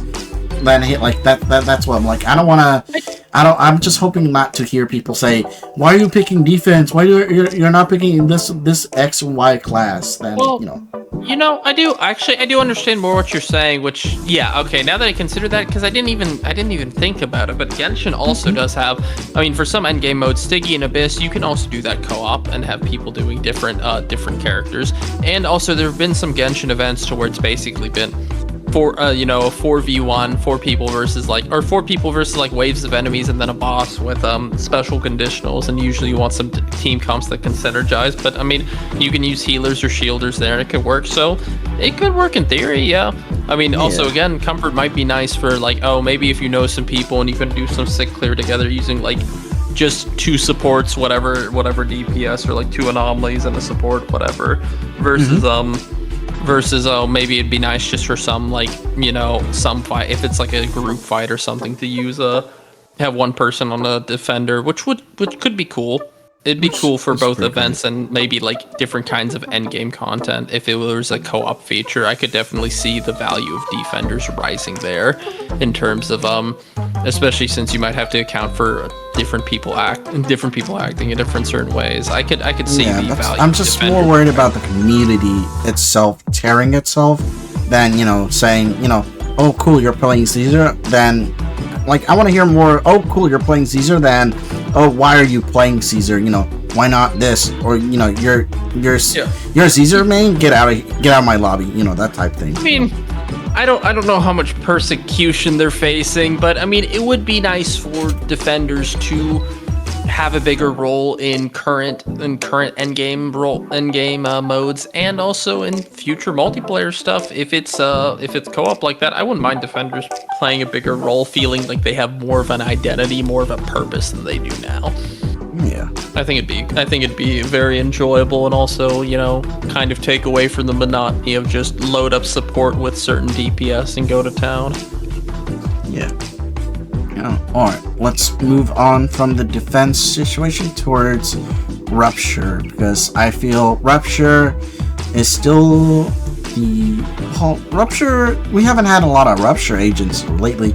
The only 3 Ruptures we have is Yishuan, what was his name? Monato, and then Yidhari. Those are our 3, and then the new one's coming out, which is Banyue. Banyue, but at this point, he's gonna be overshadowed by the new at this point, say it, the new what's the title given? Void Hunter.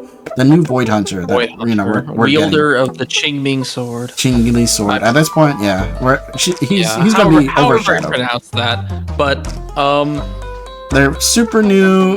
It really turned around the game and everything. How do you feel about that? Like, do you feel like we ever needed like a new class at all, or they could have been differently?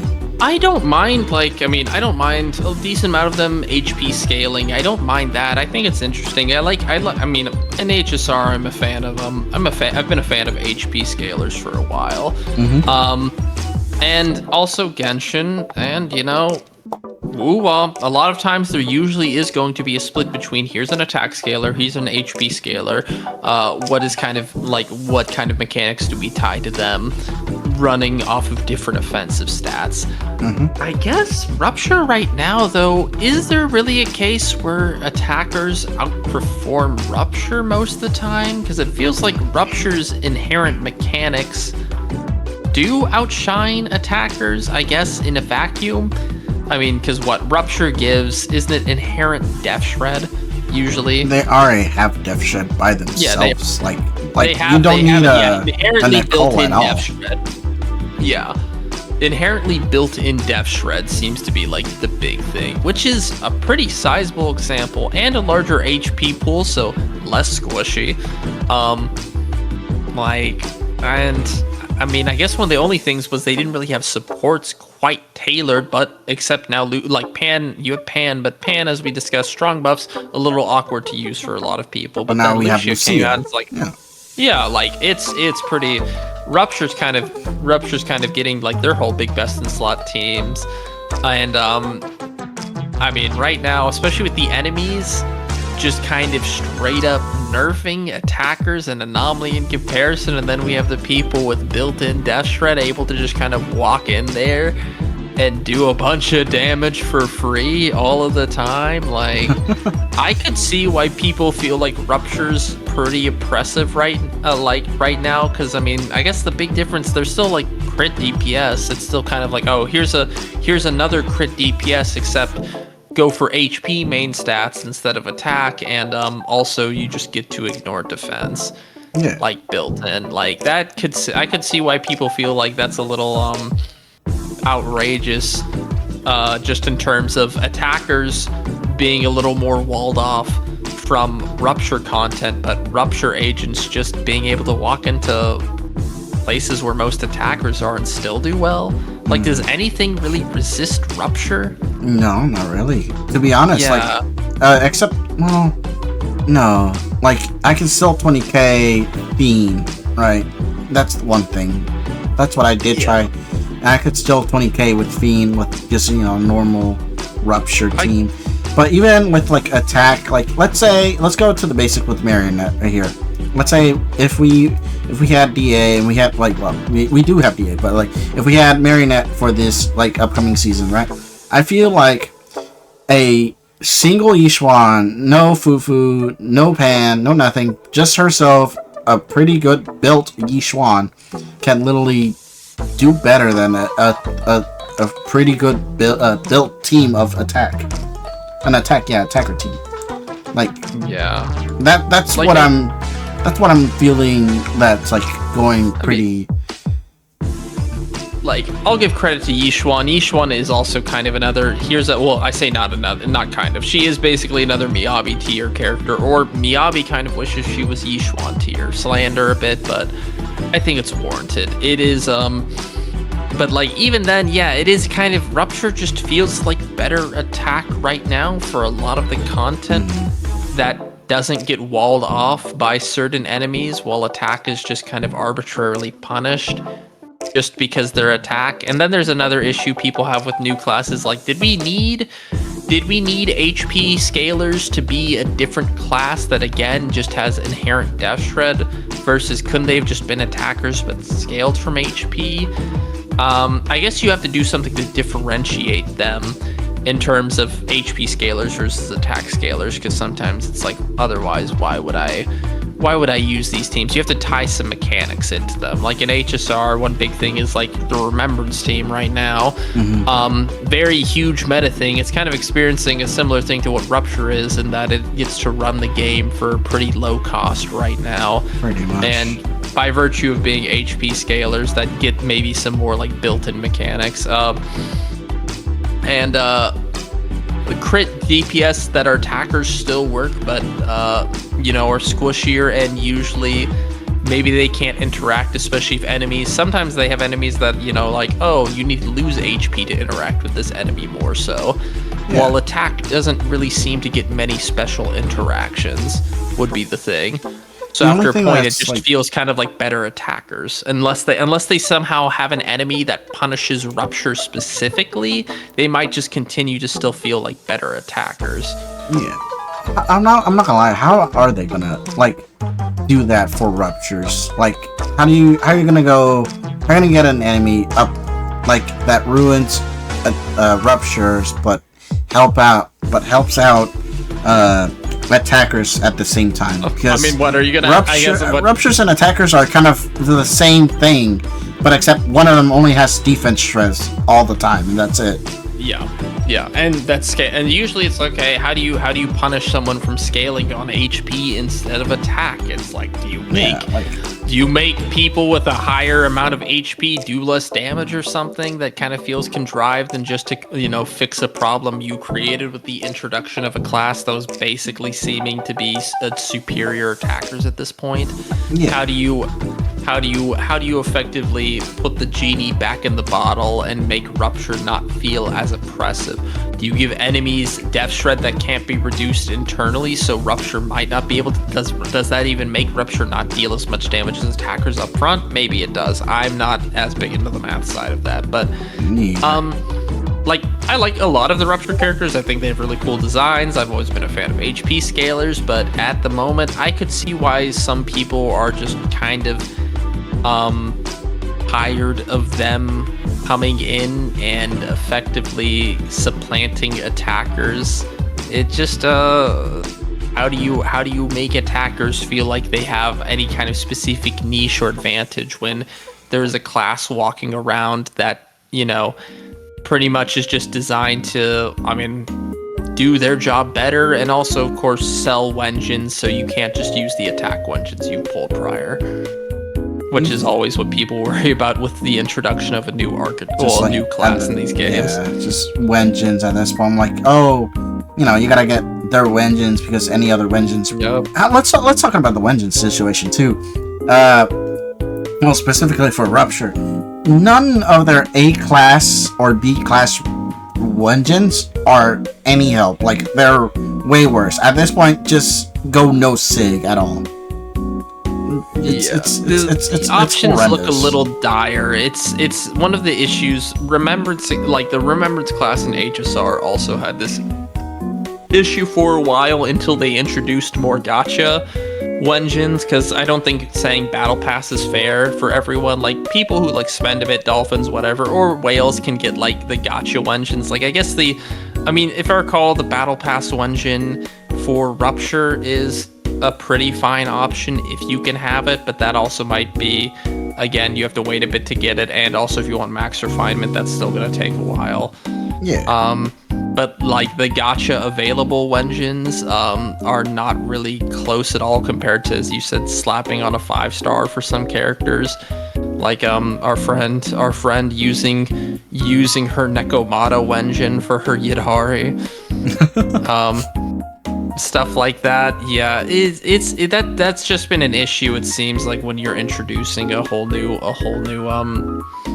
new type of class, role, archetype, whatever you call it. Because again, HSR's had it with Remembrance. They're introducing another archetype, Elation, and people are figuring it might be the same deal in terms of it does feel sometimes like a ploy to get you to buy new weapons because none of your old weapons are applicable if you want the special effects on them.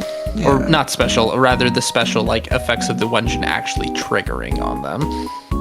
Which is the issue, because sometimes it's not really great to just throw on a wenjin. It's just a stat stick that doesn't help with the character's kit in any way, shape, or form. It does feel a little bit like forced artificial scarcity, and while they surely will probably include another Rupture wenjin at some point that like helps address it, it does kind of suck for free to play. So that new class of character comes out, you feel kind of mandated to buy her wenjin just because there's no options you can slot on that are gonna feel like good on them. They're gonna be very noticeably like having a 20% damage drop off like for Yi Xuan between her wenjin. Is it more than that? It's probably more than that for like a force. I'm not gonna lie to you. Editor, pull it up. Editor, pull it up. I'm sure it's like 30% or something. It's probably going to be something that feels like kind of abysmal when you see like, oh, you have their signature wenjin versus you have the gacha options available to you that like really, really, really chunk the character's damage. Pretty much. I'm like, so it's so bad with the wenjins and everything. But besides that, man, I really don't. I feel like they weren't prepared at all bringing a new class. That's the one thing. Like, I feel like this new class really changed up everything. I feel like they had a game, like, they had a plan. but like somewhere between 1.6 or let's say 1.4, earlier 1.4, they had like someone made a big change, and now they don't have enough time to like plan it out fully, like since Yishuan's release. You get me? Yeah, I mean, I see the general archetype for Rupture. Admittedly, like Yishuan does feel, I mean, the other two we have are based off of like HP loss, but then Yishuan isn't really herself, so she seems to be kind of the winner of that in some ways. But yeah, I don't know what internal processes. I don't know how many hints. I don't know if they gave any hints beforehand that they were going to introduce a new class. They probably possibly could have, but it feels like just another case of power creep that occurs in these gachas, and power creep, and also again a marketing scheme to get you to buy new engines for the new class. It feels a little odd to just have this class come out, but they also are working on nerfing Anomaly. But even then, I feel like Anomaly would have still just been competitive with Rupture, but they've tried to nerf it so hard to make Rupture just kind of stand at the top, because attack is, for a lot of enemies, just seems like a less optimal Rupture. Yeah. We did have Anomaly is hammered down. Yeah. We did have pen ratio, which really bugs me about this whole Rupture thing. Because what about pen? We have Rena, who gives you pen, which pen is generally just ignores defense. So they could have just optimally just made her a pen agent, right? That could have been agent, like an archetype, or just in terms of an attack agent focusing on built-in pen an attack ratio? agent focusing on pen ratio. Yeah. That could have been a way better thing than giving us like a Rupture, a new class at all, and just Yeah, I guess it's in terms of like risk reward, normally, or rather trade-offs in terms of like, okay, you run an HP scaler, it might face these issues, but sometimes it has felt like in the Hoyo games, an HP scaler just ends up like, oh, here's someone who scales from HP, so they're tankier. Also, they still deal all the same damage or more as an attack scaler. Like, it's, because sometimes they might try to balance them out. Here's an HP scaler, they're a bit tankier, they don't deal as much damage, but they'll still do fine. And then you end up with things like Blade and HSR, where he was trying to do that and also did no damage, because that was back when they were doing a, funny enough, an attack HP scaling character, which I think Yishuan is. I don't know. I think hopefully she doesn't go the same way as Blade before his rework. But yeah, it's usually, I guess it's usually for these characters classes, there has to be some, I guess, kind of risk reward, some kind of like, just some kind of reason to pick one class instead of another, but they should still be competitive. Yeah, I mean, I guess it's not to beat the dead horse, but yeah, Rupture right now, I don't really know what they're going to do to tune it down without making it feel kind of ridiculous, and I don't know what they're going to do to make attack feel like I guess, as great of an option without just doing the standard solution of, okay, just Giga buff the next attack character's numbers and call it a day, which we're going to see with that next Void Hunter. I would absolutely when it comes out and it's going to be attack shilling, it might just have something to where it also ignores a bunch of defense or something. It's probably just going to be the arms race approach in terms of addressing the discrepancy they have right now. Now, let's move on from Rupture and defense towards the new, well, 2.5 as well. How much knowledge do you know about 2.5? Like, we're gonna talk about leaks, and that's pretty okay. Talk about leaks of 2.5? Well, not leaks, but more theories of 2.5s. Theories of 2.5. Like, honesty? Yeah. Oh, yeah, my bad. You continue. Sorry. No. You continue. I was about to say, now I lost my train of thought. Shoot. But say what you were about to say so I can remember my train of thought here. I mean, How much do I know of 2.5? In all honesty, I just know, if I recall, that's basically we're in 2.3 currently, right? Yes.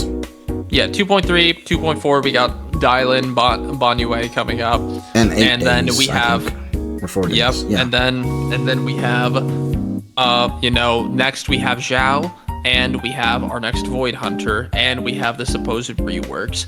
That's generally the barest I know. I haven't looked a crazy amount into what could possibly be coming there. I'm looking forward to seeing more stuff about it. I assume it's probably going to be a patch, hopefully, since it's around. Well, actually, considering the time, it's gonna be a few months from now, or rather a month and a half from now. They did say they're gonna Give or make take some Banyue's banner a lot shorter. Oh, my So- bad. It's a week shorter. So, oh yeah, never mind. Yeah. Yes, it's like a month. Yeah, it's my bad. It's coming up pretty soon. Then if Yeah, it's 5 I- weeks for the next one, yes, it's coming up. It's coming up pretty soon.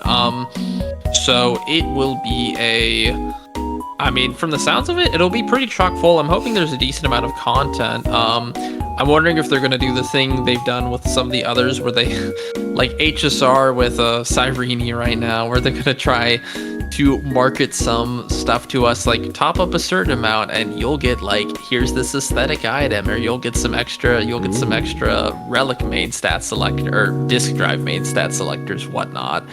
I don't know if they'll do that. I assume they'll probably have some things of, here, spend more money to get a neat super bonus during this kind of sort of anniversary event because it's our next Void Hunter or whatnot. Yeah. And it looks like it'll be a big patch because it seems like it's aiming more to be the finale of the 2.x story, with the other stuff coming afterwards probably going to be more epilogue content like we saw with 1.4 and the content afterwards. Yeah, at this point it's just gonna be like 1.4 again, but I'm fine with like reboot stories, it's pretty okay.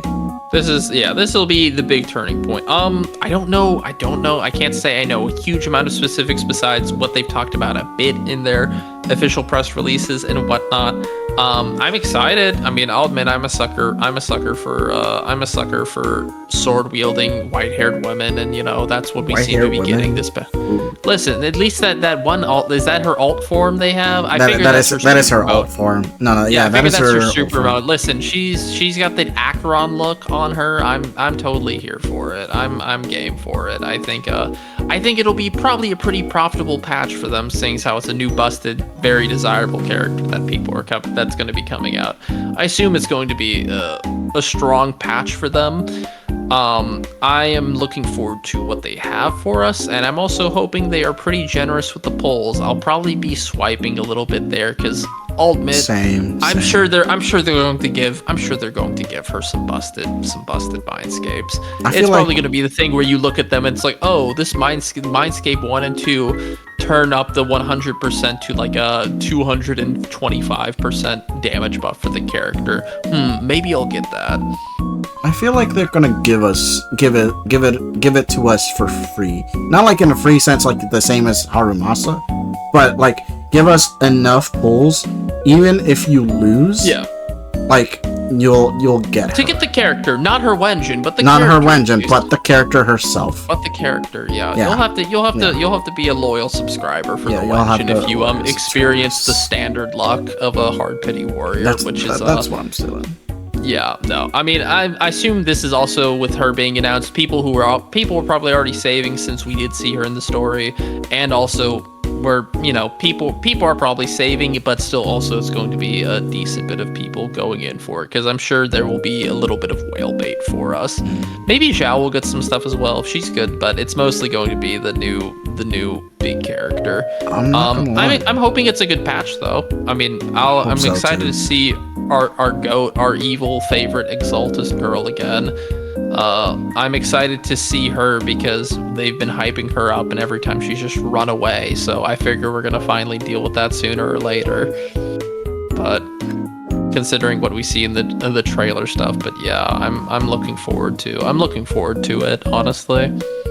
Honestly, with a story, I hope.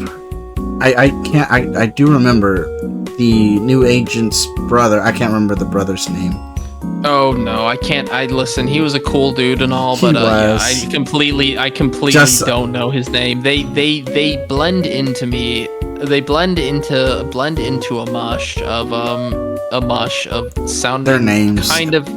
Some of the names do blend in there, and it's my fault for having a small brain. But yes, anyway. But yeah, we'll probably see. I mean, we saw him in the trailer stuff, yeah. So I assume we'll get to deal with him and see if. Oh, he was actually a double agent, or no, I would hate that. I would prefer if he was just like, you know, just turned evil or was evil at the very start. At that point. I figure it's not turned. I figure it's the deal to help his sister, so I figure it's not turned evil for the sake of it. I assume it's going to usually be, if he stays on the villainous side, it'll be for, I'm trying to save you from yourself. I'm trying to protect you from the consequences of the Chiming Sword. All that stuff like that. I mean, usually I'll assume we'll get to see more in depth of his motivations or what he plans. Probably maybe have the standard like death, like, oh, I need to redeem myself into death combo. That's a tried and true classic. Kind of like two type of like if I seen a video about like this I've seen a video about these two people getting powers, and then like one of them says, let's save the world, and then the other person says, save it, let's fix it, right? Mentality type thing. So like the brother would be more of let's fix the world, and the sister would be more of a saving it, like kind of like oh, we were like good at the beginning, but now, you know, one of us turned evil type. Determined to avert her fate that comes from holding the cursed sword, because they aren't built like Miyabi, and they can't just tell Tail how it's gonna be. Like they just aren't built like her, sadly, when it comes to the cursed blade. I did hear the case does hold back a lot of the drawbacks from the Jingli sword, not sword. Why don't I say sword? Sword. Sword. Yeah, no, they got the special curse muting quality. Meanwhile, these people have to hold the cursed sword just straight up raw. It's insane. There's no OSHA. There's no OSHA. There's no safety standards here. What made her special? To be honest, I can't really see what makes her special to hold the sword at all. Well, we're gonna be seeing what the story, like, yeah, but her to be ears honest, are significantly bigger than Miyabi's, so that should be qualification enough, honestly. I don't want another fox Void Hunter. Can we get a cat Void Hunter, that's crazy. It's the Hoyo mandated. You will have another mandatory fox wife for a bit. I think it's sorry. It's just regulations at this point. The CCP enforces it.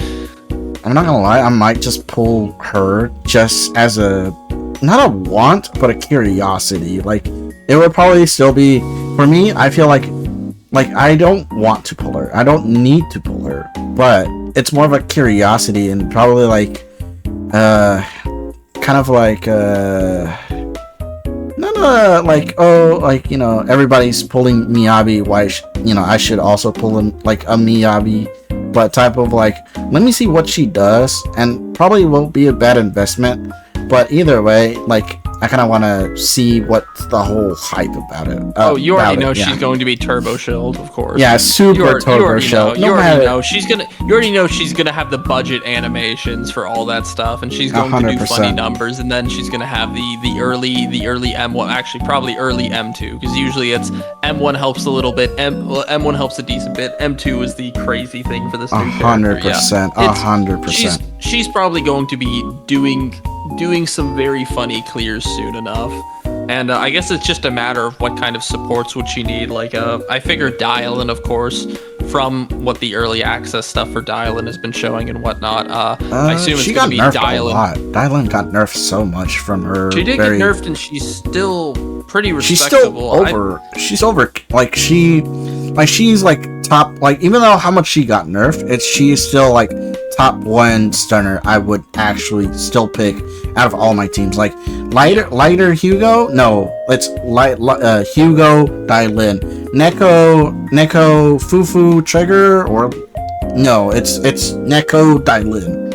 Yeah, like that's how I figure overpowered she is. Dial-In's gonna come out and looking pretty strong. I'd be willing to bet I'd be willing to bet probably a top up that Dylan's going to be one of her best in slot teammates at the time of her release. Now, 100%. seeing what her support or whatnot's going to be, or if it's going to be, hey, here's new Astra 2.0 or another busted support that is tailored. It's literally specifically an Astra Stunner at that point. It's literally Astra Stunner. Yeah, it's. I'm sure like her team. I'm sure she will be hitting funny numbers, and also Dylan and whoever else her other teammate is probably going to be is going to make her yeah. It's probably going to be another case of here's the next level of power creep.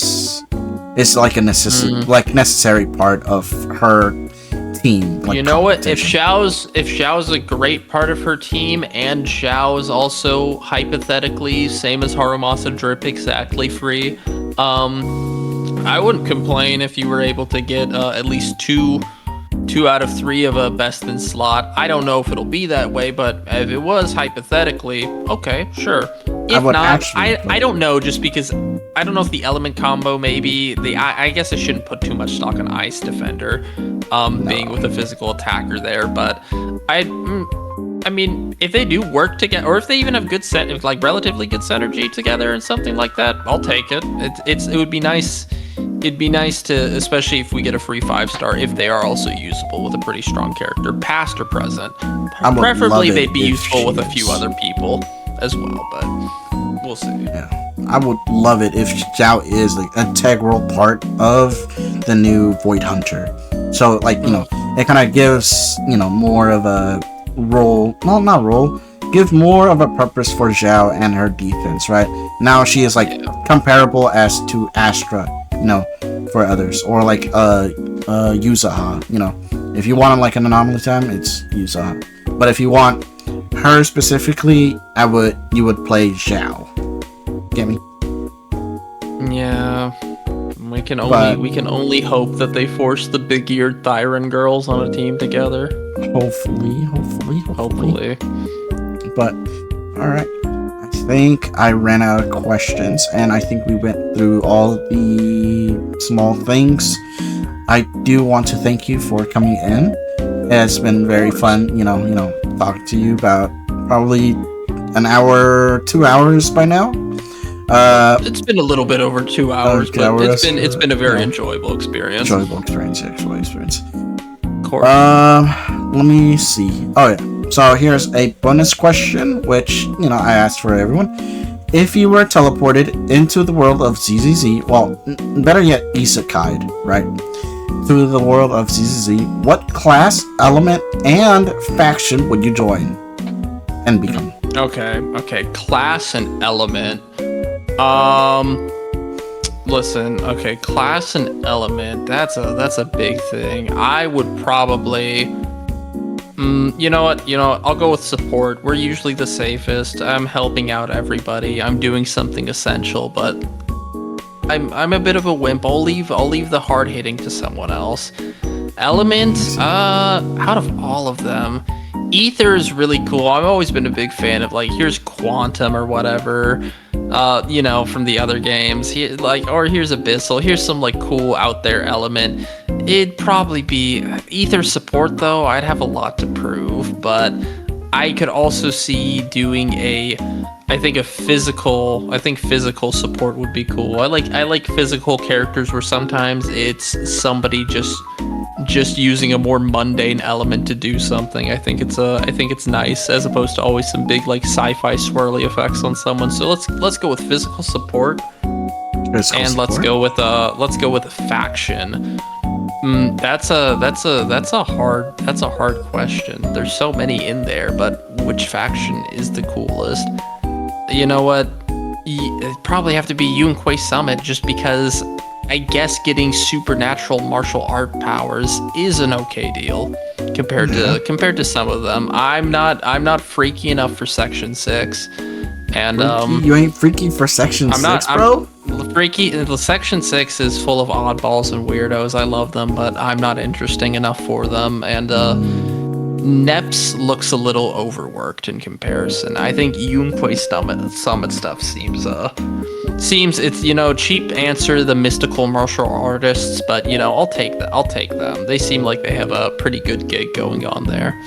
Male or female character? Male or female? You know. I mean, I am male, so I guess if it's a self-insert isekai, it's me, but the male characters kind of get shafted, so if I want to be meta viable in that universe, I gotta be a woman. It's just, you it's could just always be gotta a happen. femboy twink though. That's the thing. Femboy twin, I don't know, it's just whatever will keep me viable for long enough, so it might just have to be I become a woman there on my journey. Listen, I've seen some of the isekai animes they're advertising where it's I go with my best bro, but he becomes a baddie. It may have to be that scenario for me to stay viable in the meta for a while. All right. Ooh, here's another plus question. Oh god, hit me with it. I'm ready. I'm ready for anything. So, who would you, out of all the factions, all the agents of all these factions, who would you marry, kill, and or date? Well, no, yeah, one marry, one kill, and one date. Marry, kill, date out of all the agents? Mm-hmm. Oh god. All right. Marry, kill, date.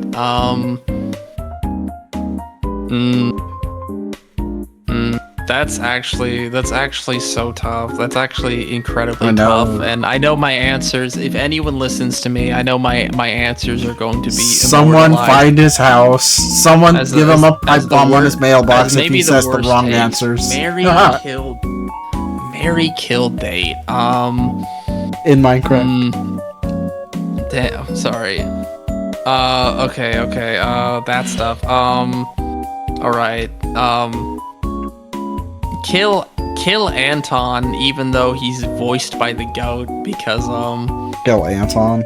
Ooh. Kill Anton. All the Anton fans are popping their pipe bombs. Man, all 12 of them is crazy, but like it's just gameplay wise, his design. I think he's a cool character, but you know what? We just have to find someone who's easy to bully, and it's kind of Anton here. He's the bro to be bullied for. Yeah, let's see. Date. You know what? It'd probably be like. You gotta break her heart anyways because you gotta marry someone else. They gotta marry someone else. Mm-hmm. Probably. You know what? God, this is actually far harder than I thought. Lucia would probably be fun to date, but Lucia? I don't know how long term it would work. I'm a bit of a Lucia. Lucia would probably be really fun to date, but I don't know how long our longer schedules would work out, or if I could withstand venturing into the hollows with her. I don't have during the night. She is a night dweller. Yeah, well, I have the draw aggro on me because I'm not one of her people, so I will always be creature bait. Mary, you know what? It's just. I was gonna say Caesar, but you know what? It's still just Evelyn, even though her lifestyle. Yeah, it's still Evelyn. Evelyn is just. Her lifestyle is a little rough, but you know, it's worth it because she's just the coolest. That's it. I can't say anymore, but she's just the coolest. I feel like if you went to married with Evelyn, right? I feel like after all the training that she has with like trying to, I think I remember she tried to cook for Astra and tried to do all that normal stuff. I feel like she would be a great wife. Well, yeah, no, I'd be the house husband. You think my ass is enforcing? You think I'd be the breadwinner doing anything in that? I'm sorry. I would be the house husband there. Like with the amount of money you put in these games, yes. It's not as much as some, and also if we're isekai there, for that case I would be the stay-at-home house husband. I'm sorry. It's literally just how that. It's literally just how the aura difference between us works. There's no other solution. I see. Now, with you said Lucia, that was your date, right? Yeah. So, do you think she would kill you, or she would just be very upset after the breakup. I mean, I think she would probably handle it the best. In terms of maybe our lifestyle difference didn't work out. It was a good time. You're really cool. Maybe, and we might just need to find people more compatible for one another. I think she would handle it fine. She would handle. She's not one of those crazy people. She doesn't give off the crazy vibes. Maybe, I don't know. She gives off the vibe of someone looking for a good time. Yes, she does. Yes, she does. All right. Well, that should be all the questions then. Well, thank you so much, and thank you, the viewer, for watching all this or listening in. If you were just, listening, putting this in your pocket, hello there. Hey, your mom is stealing your wallet. Who said that? But thank you so much. All right, bye. Bye.